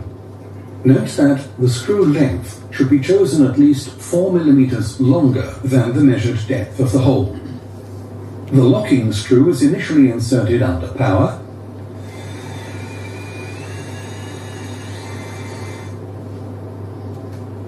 and final tightened with the 4 Nm torque limiter. An audible click is heard when the screw reaches the 4 Nm limit. The protection sleeve is removed by pressing the head of the sleeve together while pulling. The steps for an anti-rotation screw insertion will now be demonstrated. The fixation sleeve is passed over the back end of the drill bit. In this exercise, the fixation sleeve is set to 85 mm, which corresponds to the implant length and the length of the bolt. The assembly is inserted into the insert and the hole is drilled until the fixation sleeve comes to a stop.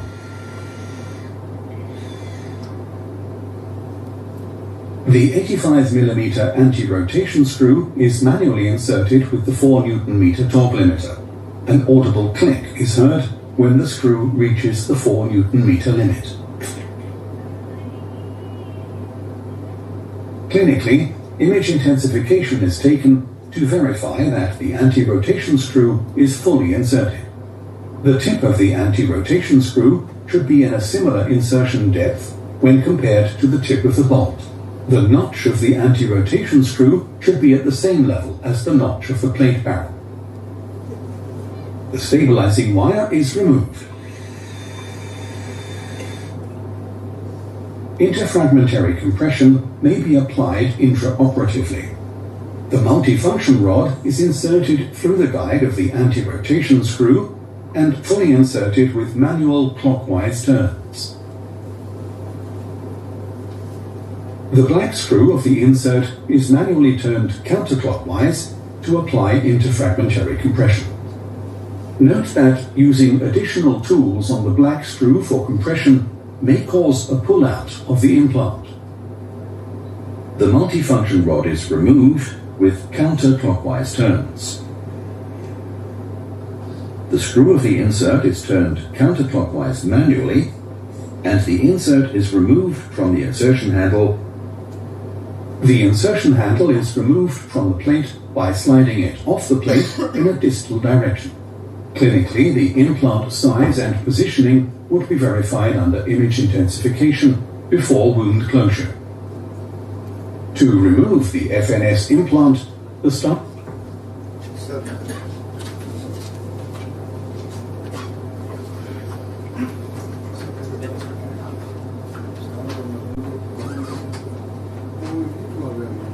We'll play the proximity again now or later?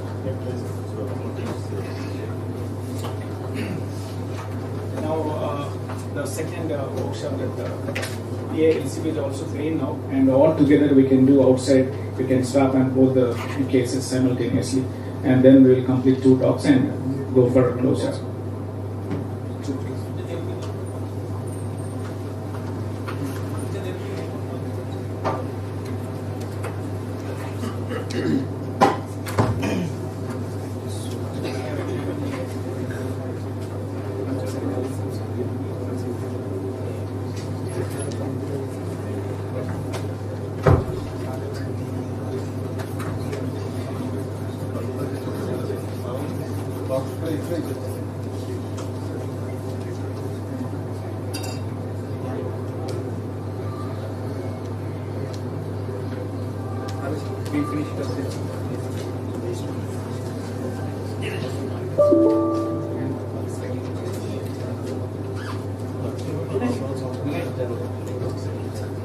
Right.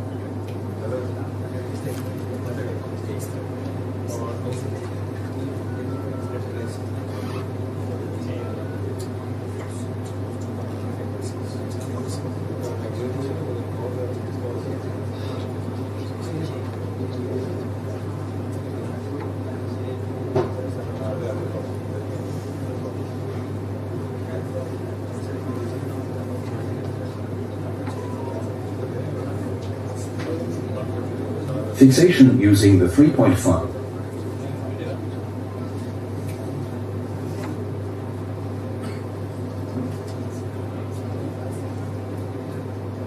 VA LCP.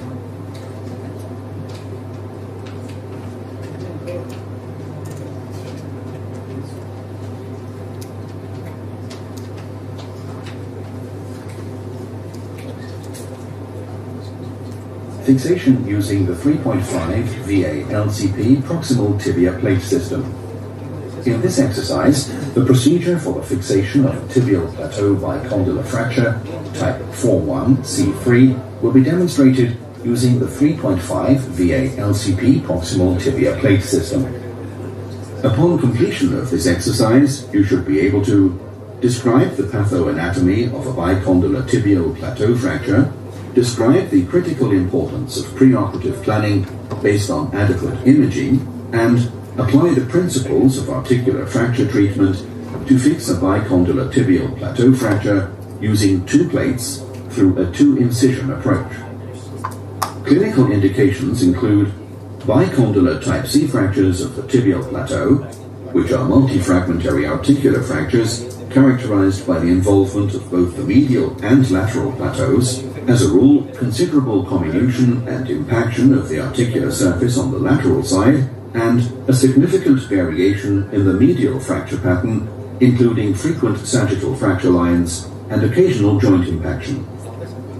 The relative contraindications include acute infection, the detection of an existing soft tissue defect, which would lead to a severe soft tissue defect post-fixation, and severe soft tissue swelling, which precludes the use of multiple incisions and prevents tension-free wound closure. The clinical case shows a 30-year-old patient with a tibial plateau bicondylar fracture type 41C3. The intraoperative image intensification shows the fracture fixation using the 3.5 VA LCP proximal tibia plate system. Early follow-up shows maintenance of alignment. The patient is allowed to move the knee through a full range of motion without restriction. In the vast majority of cases, the patient is positioned supine. However, some posterolateral fracture patterns can be managed with a lateral or floating lateral position. Clinically, in this open reduction internal fixation ORIF procedure, C-arm reference imaging of the contralateral knee is taken for subsequent verification of the reduction.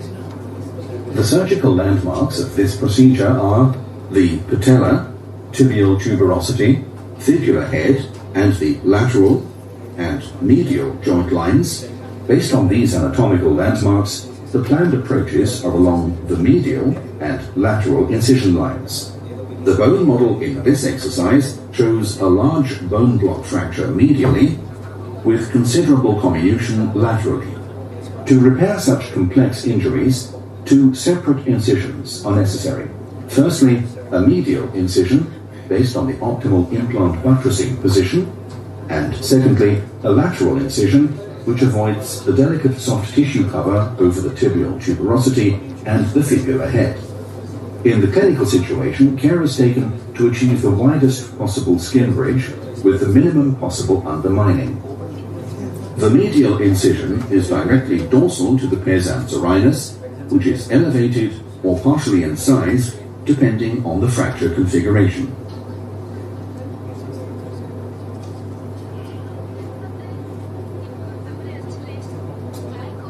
After clearing the fracture gap, reduction is achieved by pushing the medial bone block upwards.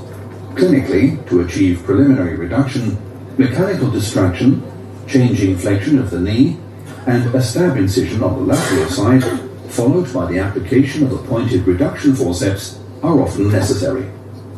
The instruments required for the reconstruction of the medial plateau include the reduction forceps, the K-wires 2.0 millimeters, the bending irons for plates, the universal drill guide 2.5, 3.5, the drill bit diameter 2.5 millimeters, the depth gauge for long screws diameter 3.5 millimeters, the hexagonal screwdriver shaft diameter 2.5 millimeters, the hexagonal screwdriver diameter 2.5 millimeters, and the drill bit diameter 3.5 millimeters. The pointed reduction forceps is used to hold the fragment in position. Preliminary fixation is achieved by inserting at least 2 K-wires. Note that the K-wires used for preliminary fixation are inserted close to the joint surface. A 5-hole, 1/3 tubular plate is positioned at the apex of the medial fracture line. The bending irons are placed onto the plate, and the plate is underbent to slightly less than the contour of the bone. Observe that slightly underbending the plate helps achieve the optimum buttressing effect.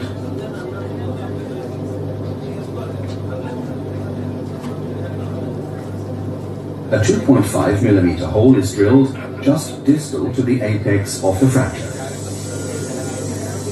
The depth is measured.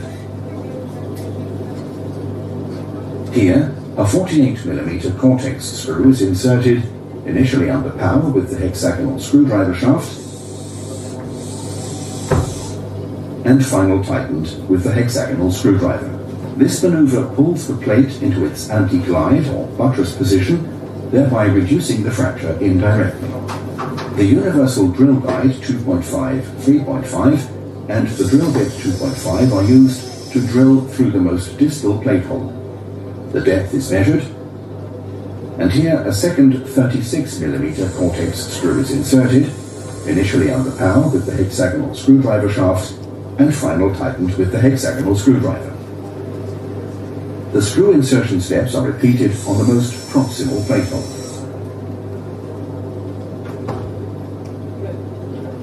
Additionally, in order to achieve interfragmentary compression, the cortex under the plate must be over-drilled with a 3.5 millimeter drill bit.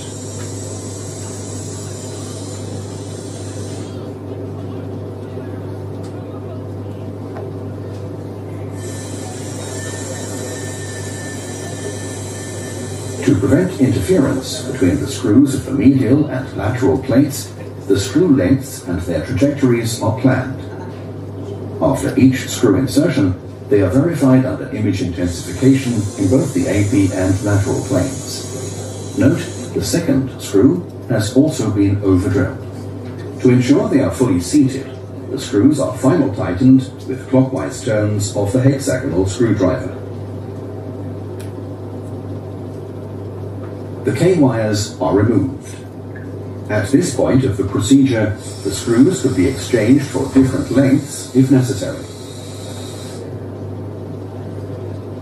Clinically, the reduction and reconstruction of the medial plateau would be verified under image intensification. Note that, depending on the fracture characteristics, different plates can be used medially. For example, the posteromedial or the medial 3.5 millimeter LCP plate. At this point in the demonstration, the bone model is rotated 180 degrees to access the lateral plane.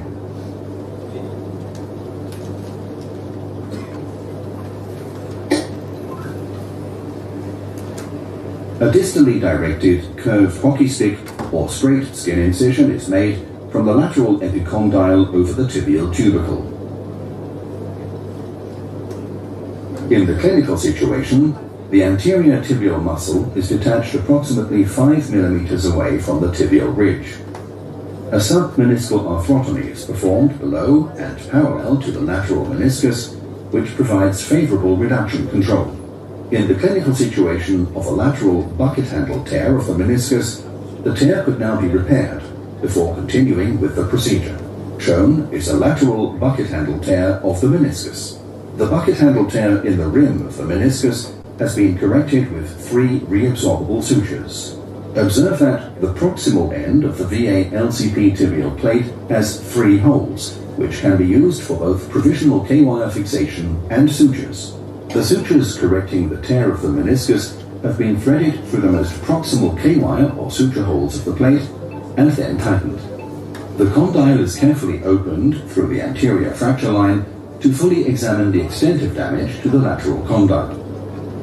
The intermediate fragment would then be reduced and provisionally fixed with a K-wire, the bone defect augmented, and the main lateral condyle reduced and fixed with the VA LCP proximal tibial plate 3.5. The instruments required for the reconstruction of the lateral plateau include the K-wires 2.0 millimeters, the reduction forceps, the locking drill sleeve 2.8 millimeters diameter, the universal drill guide 2.5, 3.5, the drill bit 2.5 millimeters diameter, the depth gauge for long screws 3.5 millimeters diameter, the hexagonal screwdriver shaft 2.5 millimeters diameter, the hexagonal screwdriver 2.5 millimeters diameter, the VA double drill guide 3.5 for drill bits 2.8 millimeters diameter, the drill bit 2.8 millimeters diameter with stop calibrated, the star drive screwdriver shaft 3.5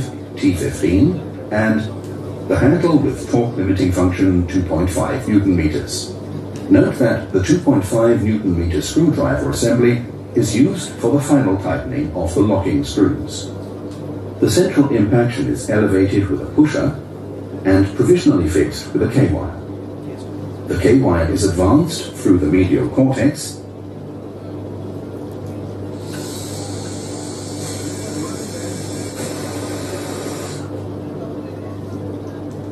and is then pulled medially until it is flush against the inner wall of the impaction. This repositioning and fixation of the central impaction will facilitate later closure of the primary fracture. Bone graft is compressed into the cavity to support the central impaction.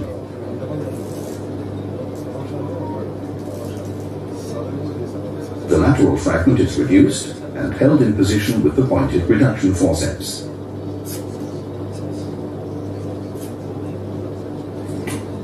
Note that in the clinical situation, correct positioning of the pointed reduction forceps can pose a challenge.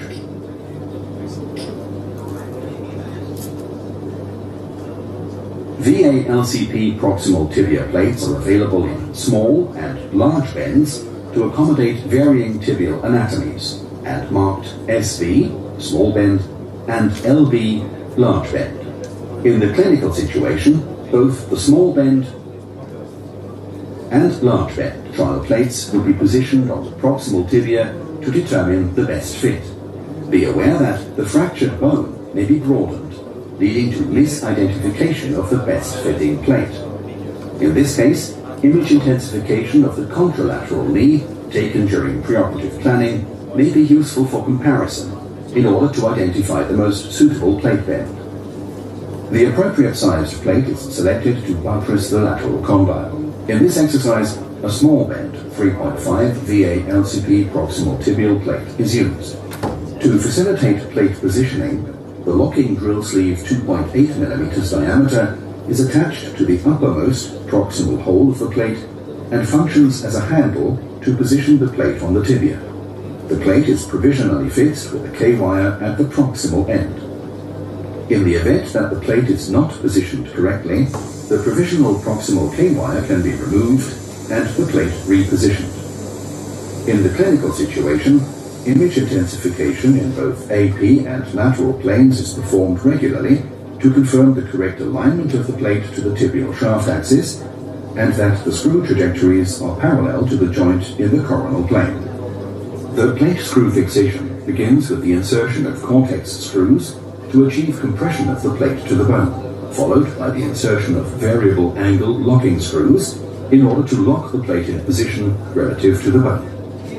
The universal drill guide 2.5, 3.5 is positioned centrally in the long hole of the plate, and the drill bit 2.5 mm is used to drill a hole through both cortices. The depth is measured. Here, a 3.5mm diameter, 48mm long Cortex screw is inserted, initially under power with the hexagonal screwdriver shaft, and final tightened with the hexagonal screwdriver. Note that when using a plate with 12 or more holes clinically, the superficial perineal nerve and anterior neurovascular bundle must be carefully protected. The plate must be correctly aligned before continuing with screw insertion at the distal end of the plate. Clinically, intraoperative imaging in both the AP and lateral views would be performed to verify that the plate is correctly aligned. The screw insertion steps are repeated at the most distal end of the plate .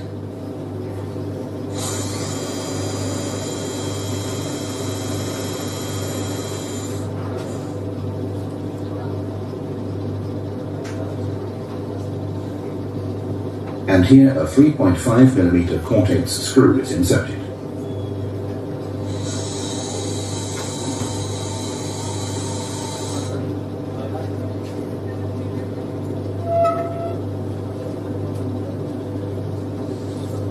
In this exercise, the plate-to-bone compression is performed proximally with a compression screw. Note that these rarely require over-drilling.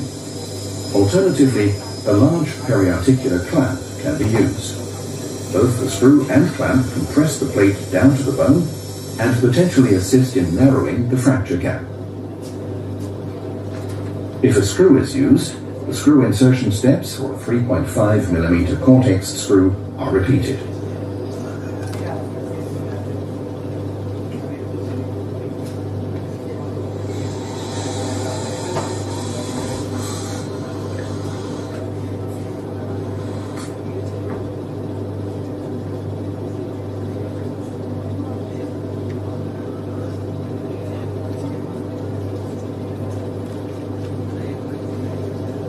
The drill bit, 2.8mm diameter, is inserted through the locking drill sleeve 2.8mm and used to drill a path that slightly penetrates the medial cortex. The depth is read directly off the drill bit. The locking drill sleeve 2.8mm is removed, and the screw insertion steps are repeated to insert a 60mm length 3.5mm VA locking screw here.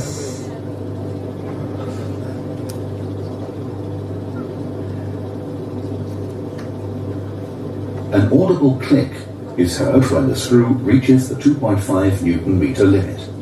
The provisional K-wire is removed. For VA locking screw insertion, the variable angle double drill guide is used, at either the conical end for variable angles or the cylindrical end for fixed angles. Note that the VA double drill guide 3.5 cannot be used to measure screw length.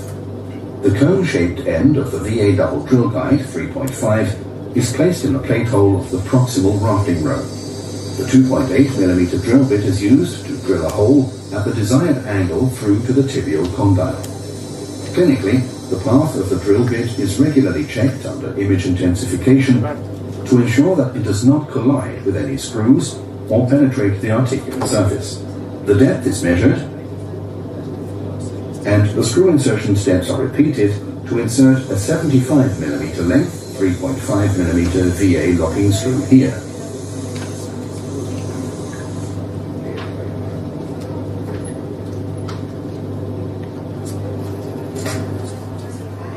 The screw insertion steps are repeated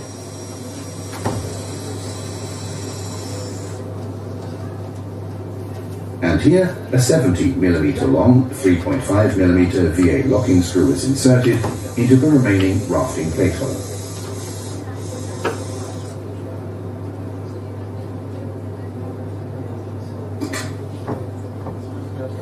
The fixed angle end of the VA double drill guide 3.5 is placed in the hole of the second row of the plate at the proximal end. The drill bit 2.8mm diameter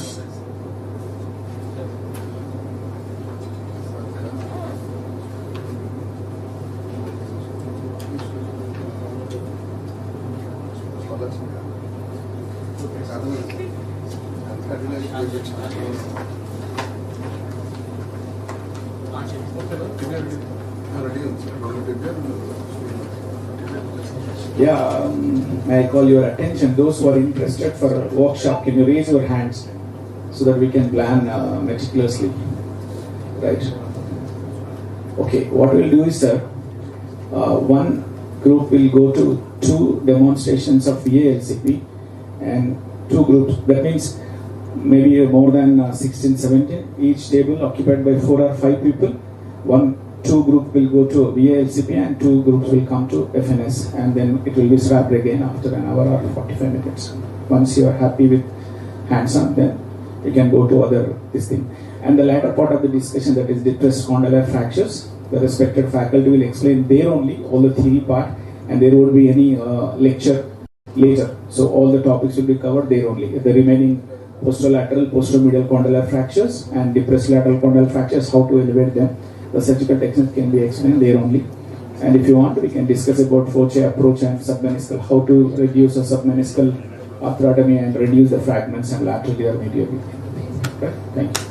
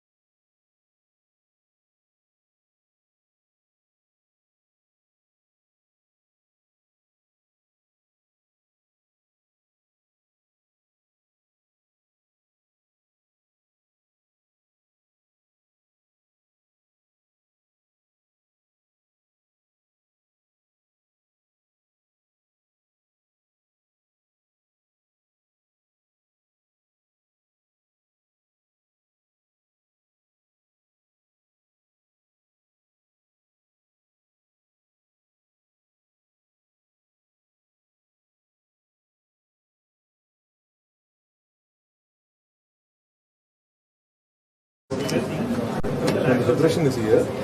You open the fracture nicely, put a bone elevator, elevate it, and close it. Simple. 1 and 2 is over. Third one is most difficult one. There's only depression here, but there's no fracture here. Remember the point? There's no fracture here, only depression is here. How do you do it? How to elevate the depression? You need to make one window here. The cortex. You open the cortex here. Put an elevator here. Inside. Elevator. You got the point? So, 1, 2, 3 is over. 4. What is 4? Middle corner. 5 right corner. 6 this proximal and this one is separate. There is a fracture here and this fracture is. This is called dissociation. Dissociation means this part of the fragment, either medial or lateral condyle or the metaphyseal area, is not in continuity with this distal part. That is 6.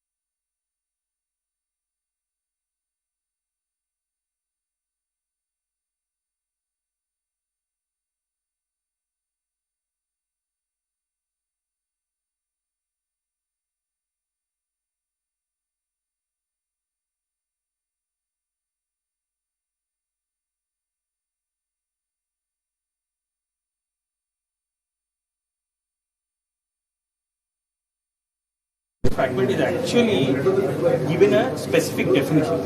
It is a fracture which is occurring in the sagittal coronal axis. It has to be vertical. It has to be at least 25% of the tibial medial tibial.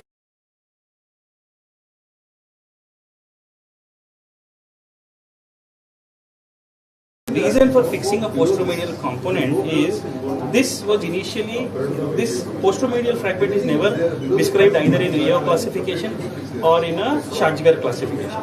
So initially, when this was actually described in 1945, the scientist by name actually said this is a fracture.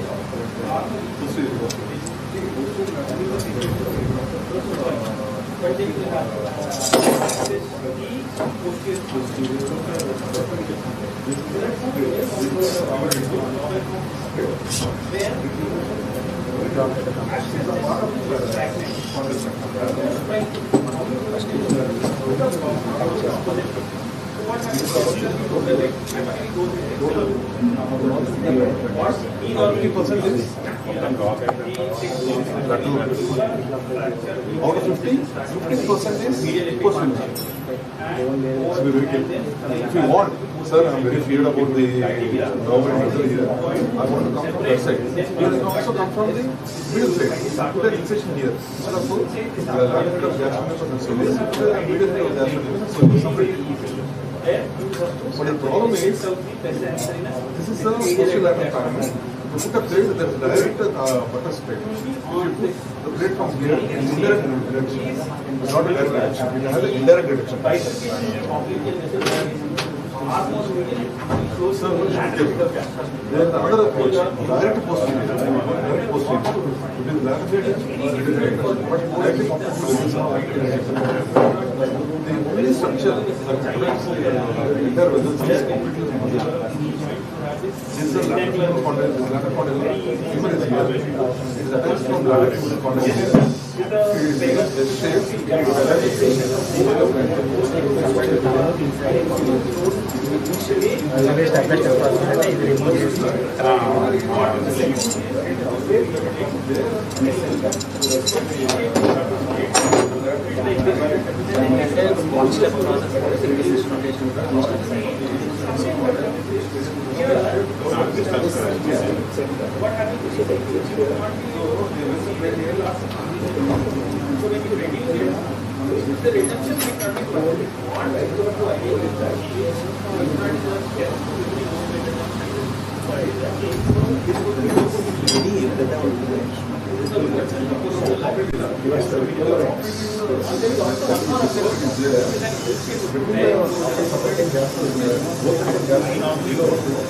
For one reason is putting a patient prone, very difficult for anesthesia. If somebody you need to do something, you need to intubate the patient, and it could get very risky.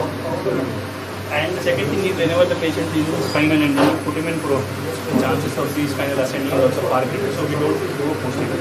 But there is an approach which is described. What they do is you identify the knee crease on the posterior aspect, and then you take a L-shaped incision running from the mid aspect of the midline of the knee and go down like this. You understand? It has to be a full thickness slab. It is not like you cut the skin, put an artery and visit. You have to go to the fascia because the vascularity of the skin is fairly compromised there. So you don't want to go into the fascia, dissect into the fascia. You want the fascia to be as a part of your incision. So that the flaps remain very healthy. Go down there, just to that. Then you will be planting exactly over the medial head of gastrocnemius. you to let other medial aspect and then start reflecting it. You will be having your pes anserinus here somewhere and then the medial head of gastrocnemius here. As long as you don't go in the interval between the two heads of gastrocnemius, your vessel is out. You don't have to worry. Nothing much worrying there. Then you just lift it like that, you will be sitting on that. The only problem what we found to be difficult in prone, or we don't do it in prone, is first thing is normally when I buttress my posteromedial fragments, I do not get these ones where I have isolated posteromedial. So I normally have to do a medial work or lateral work also. So if you do something in prone, you again have to turn the patient back and do it. So we do it in this lobby now, where we put a bump or a sandbag under it and then turn it like this and then do it. This is one. And then you just fix it, it should be out. There are certain situations where, see, a buttress principle is one where you do not have to put screws into the fragment. You just have to support it. It's like you build a pillar over it.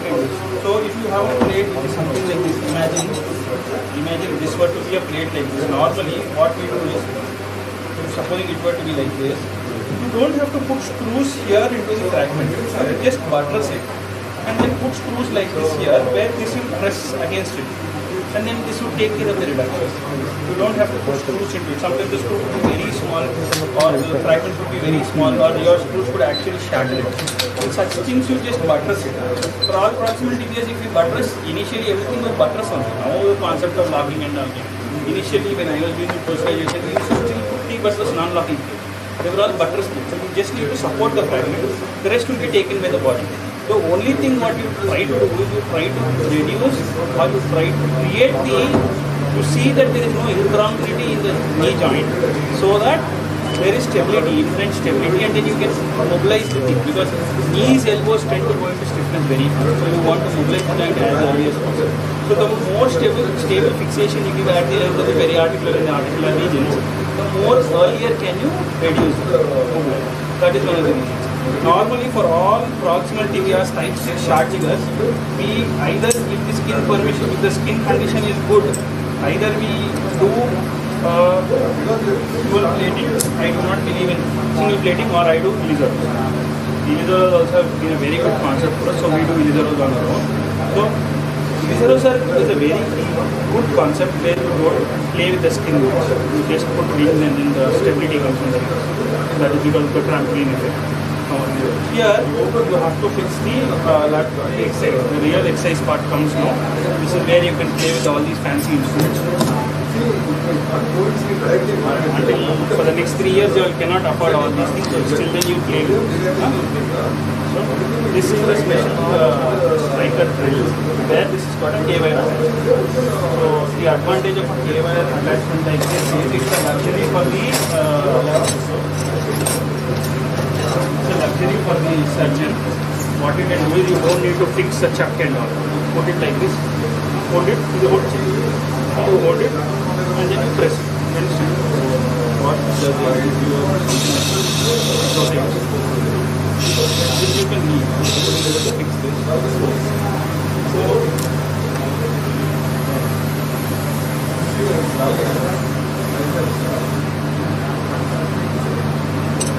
That is already not fractured. You hold it when you want to increase, you leave it like this. Hold this like this.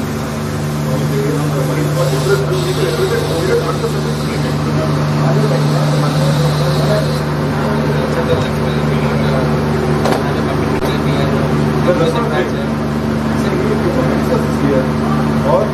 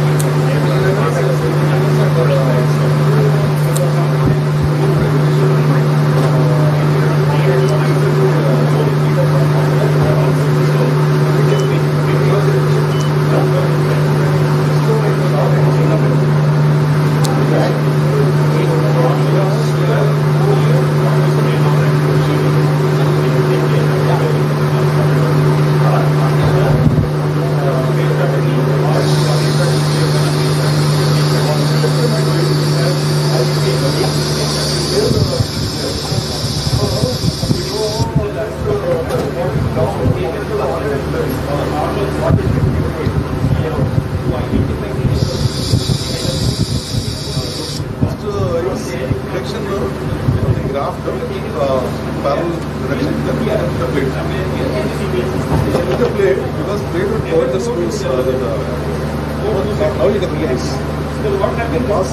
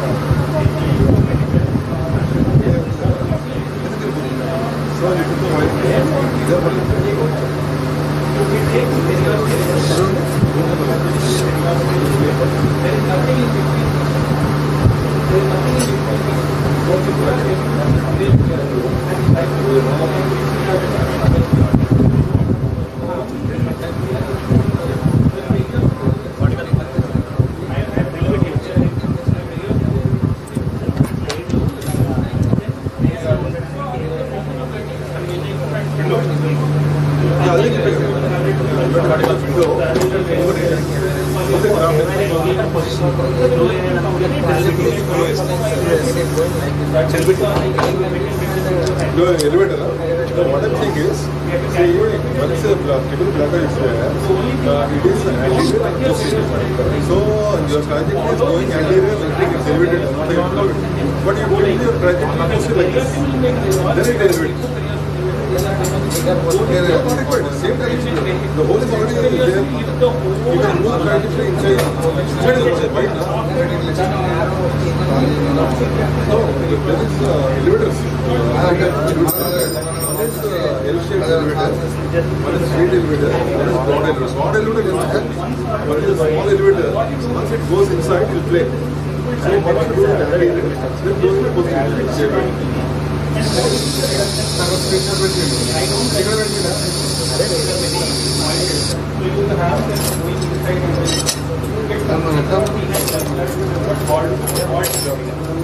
Always victim is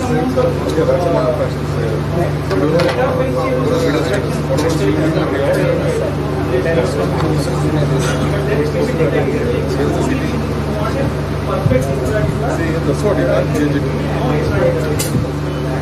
50% of fractures in the coronal plane, in this coronal plane, the fracture is oriented in the coronal plane parallel. We take a CT. Yeah, that's what.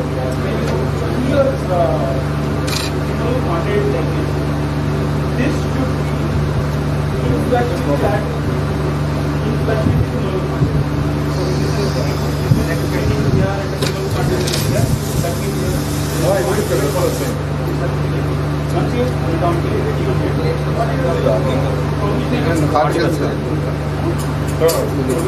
Complete చేస్తున్నారు so రెస్పెక్ట్గా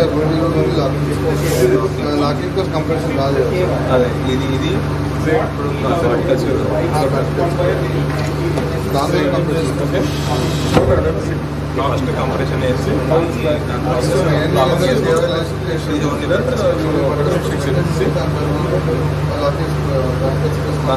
compress చేసి దాని locking వేసి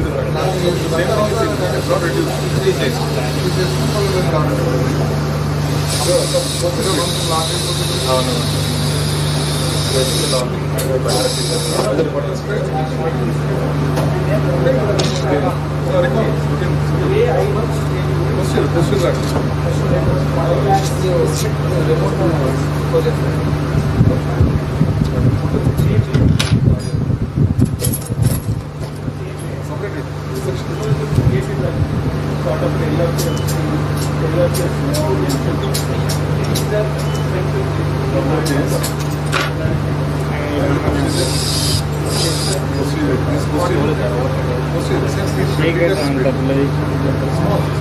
Because you can't go beyond this.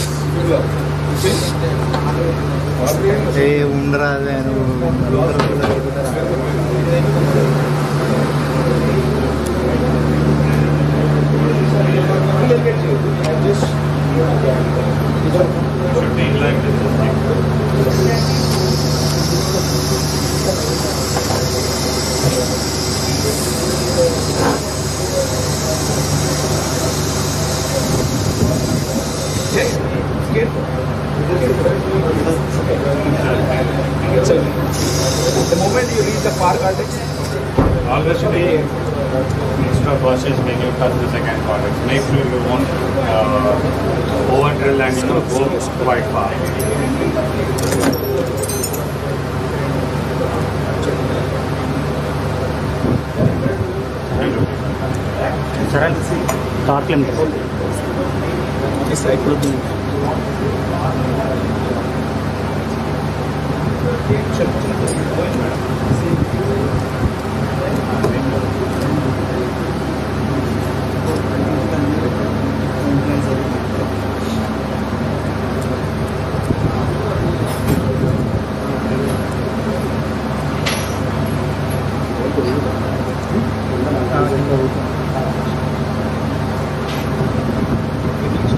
maybe the screw is smaller.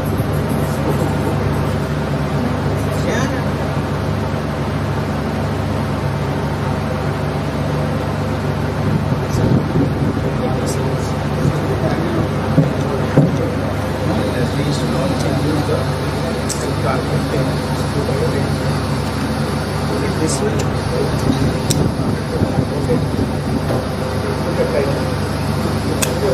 This thing of the pixel is 4 nanometers.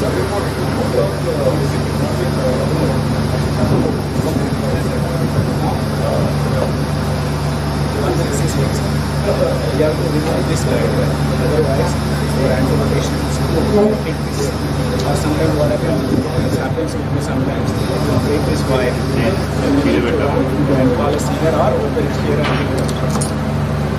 and sometimes you open anteriorly, you don't see anything. So we should do very careful.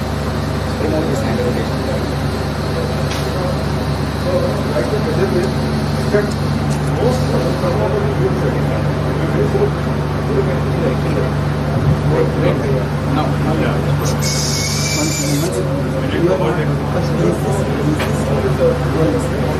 Hold it tight.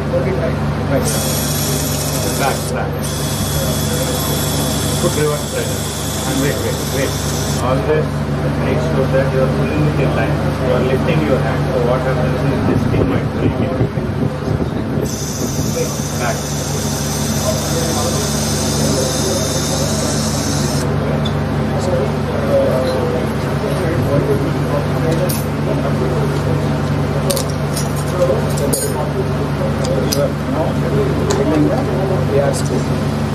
So next year someone wants to try.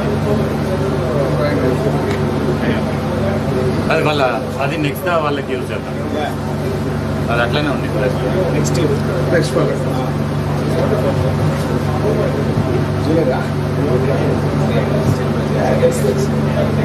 So now we are doing zero lessons with this it is already constructive. This value is already set to 85. Okay, so it won't go beyond that. The AR screw and the cylinder screw should be same level to get optimum compression. Sorry, what device? How we will get compression? Load chase events. Yeah, good.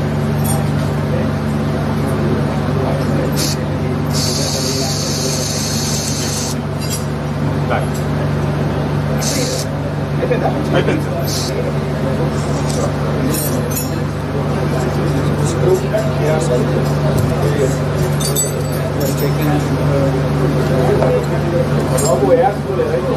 Same is there.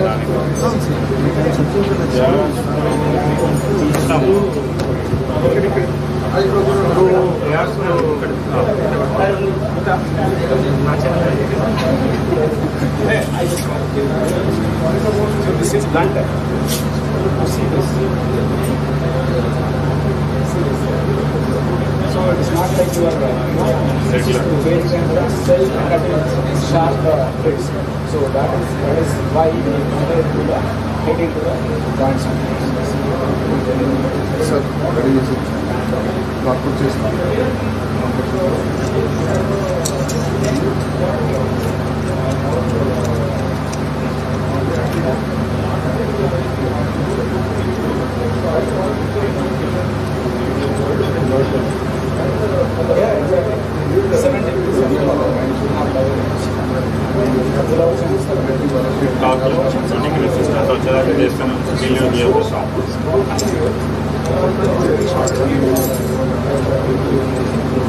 back out chance. Dropping it. First, even after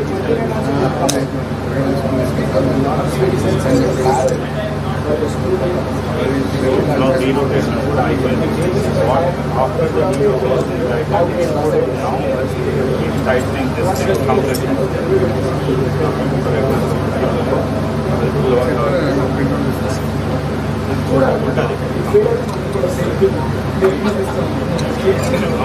Who invented CCS? Musically, kada.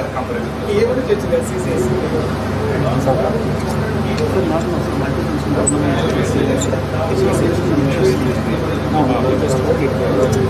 The construction is made. Just hold this. Next step here. You can see the compression. Yeah. Rotate anti-clockwise. Tighten the yards.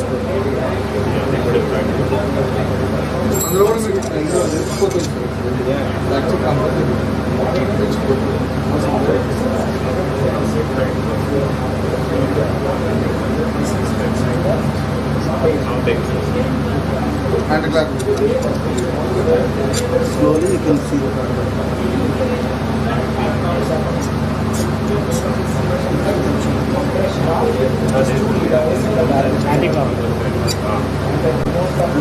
once bone to bone contact you have maximum side make it heavier. So it is much synergy. Next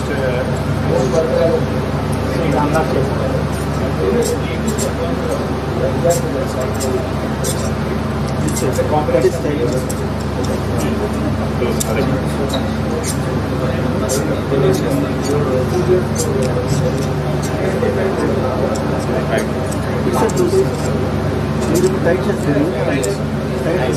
you should remove the whole thing.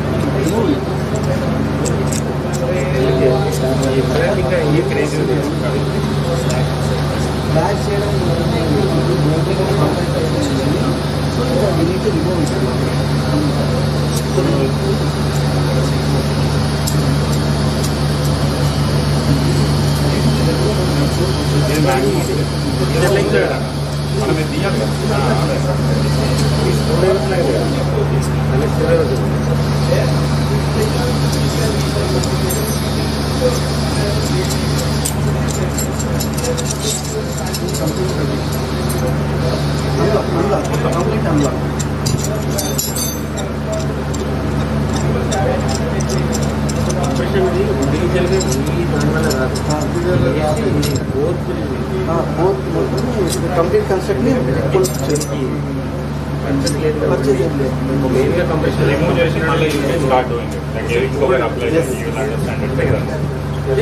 Flat and because of this angulation angulation threading దీంట్లోనే ఉంటుంది మన threading దీంట్లో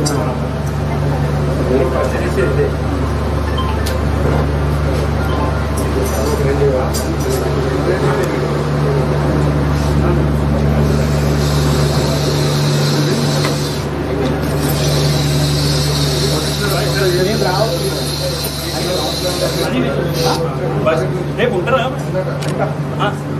Tuesday మళ్ళీ inspection నేను రేపు 3 to 4 ఉంటా 3 to 4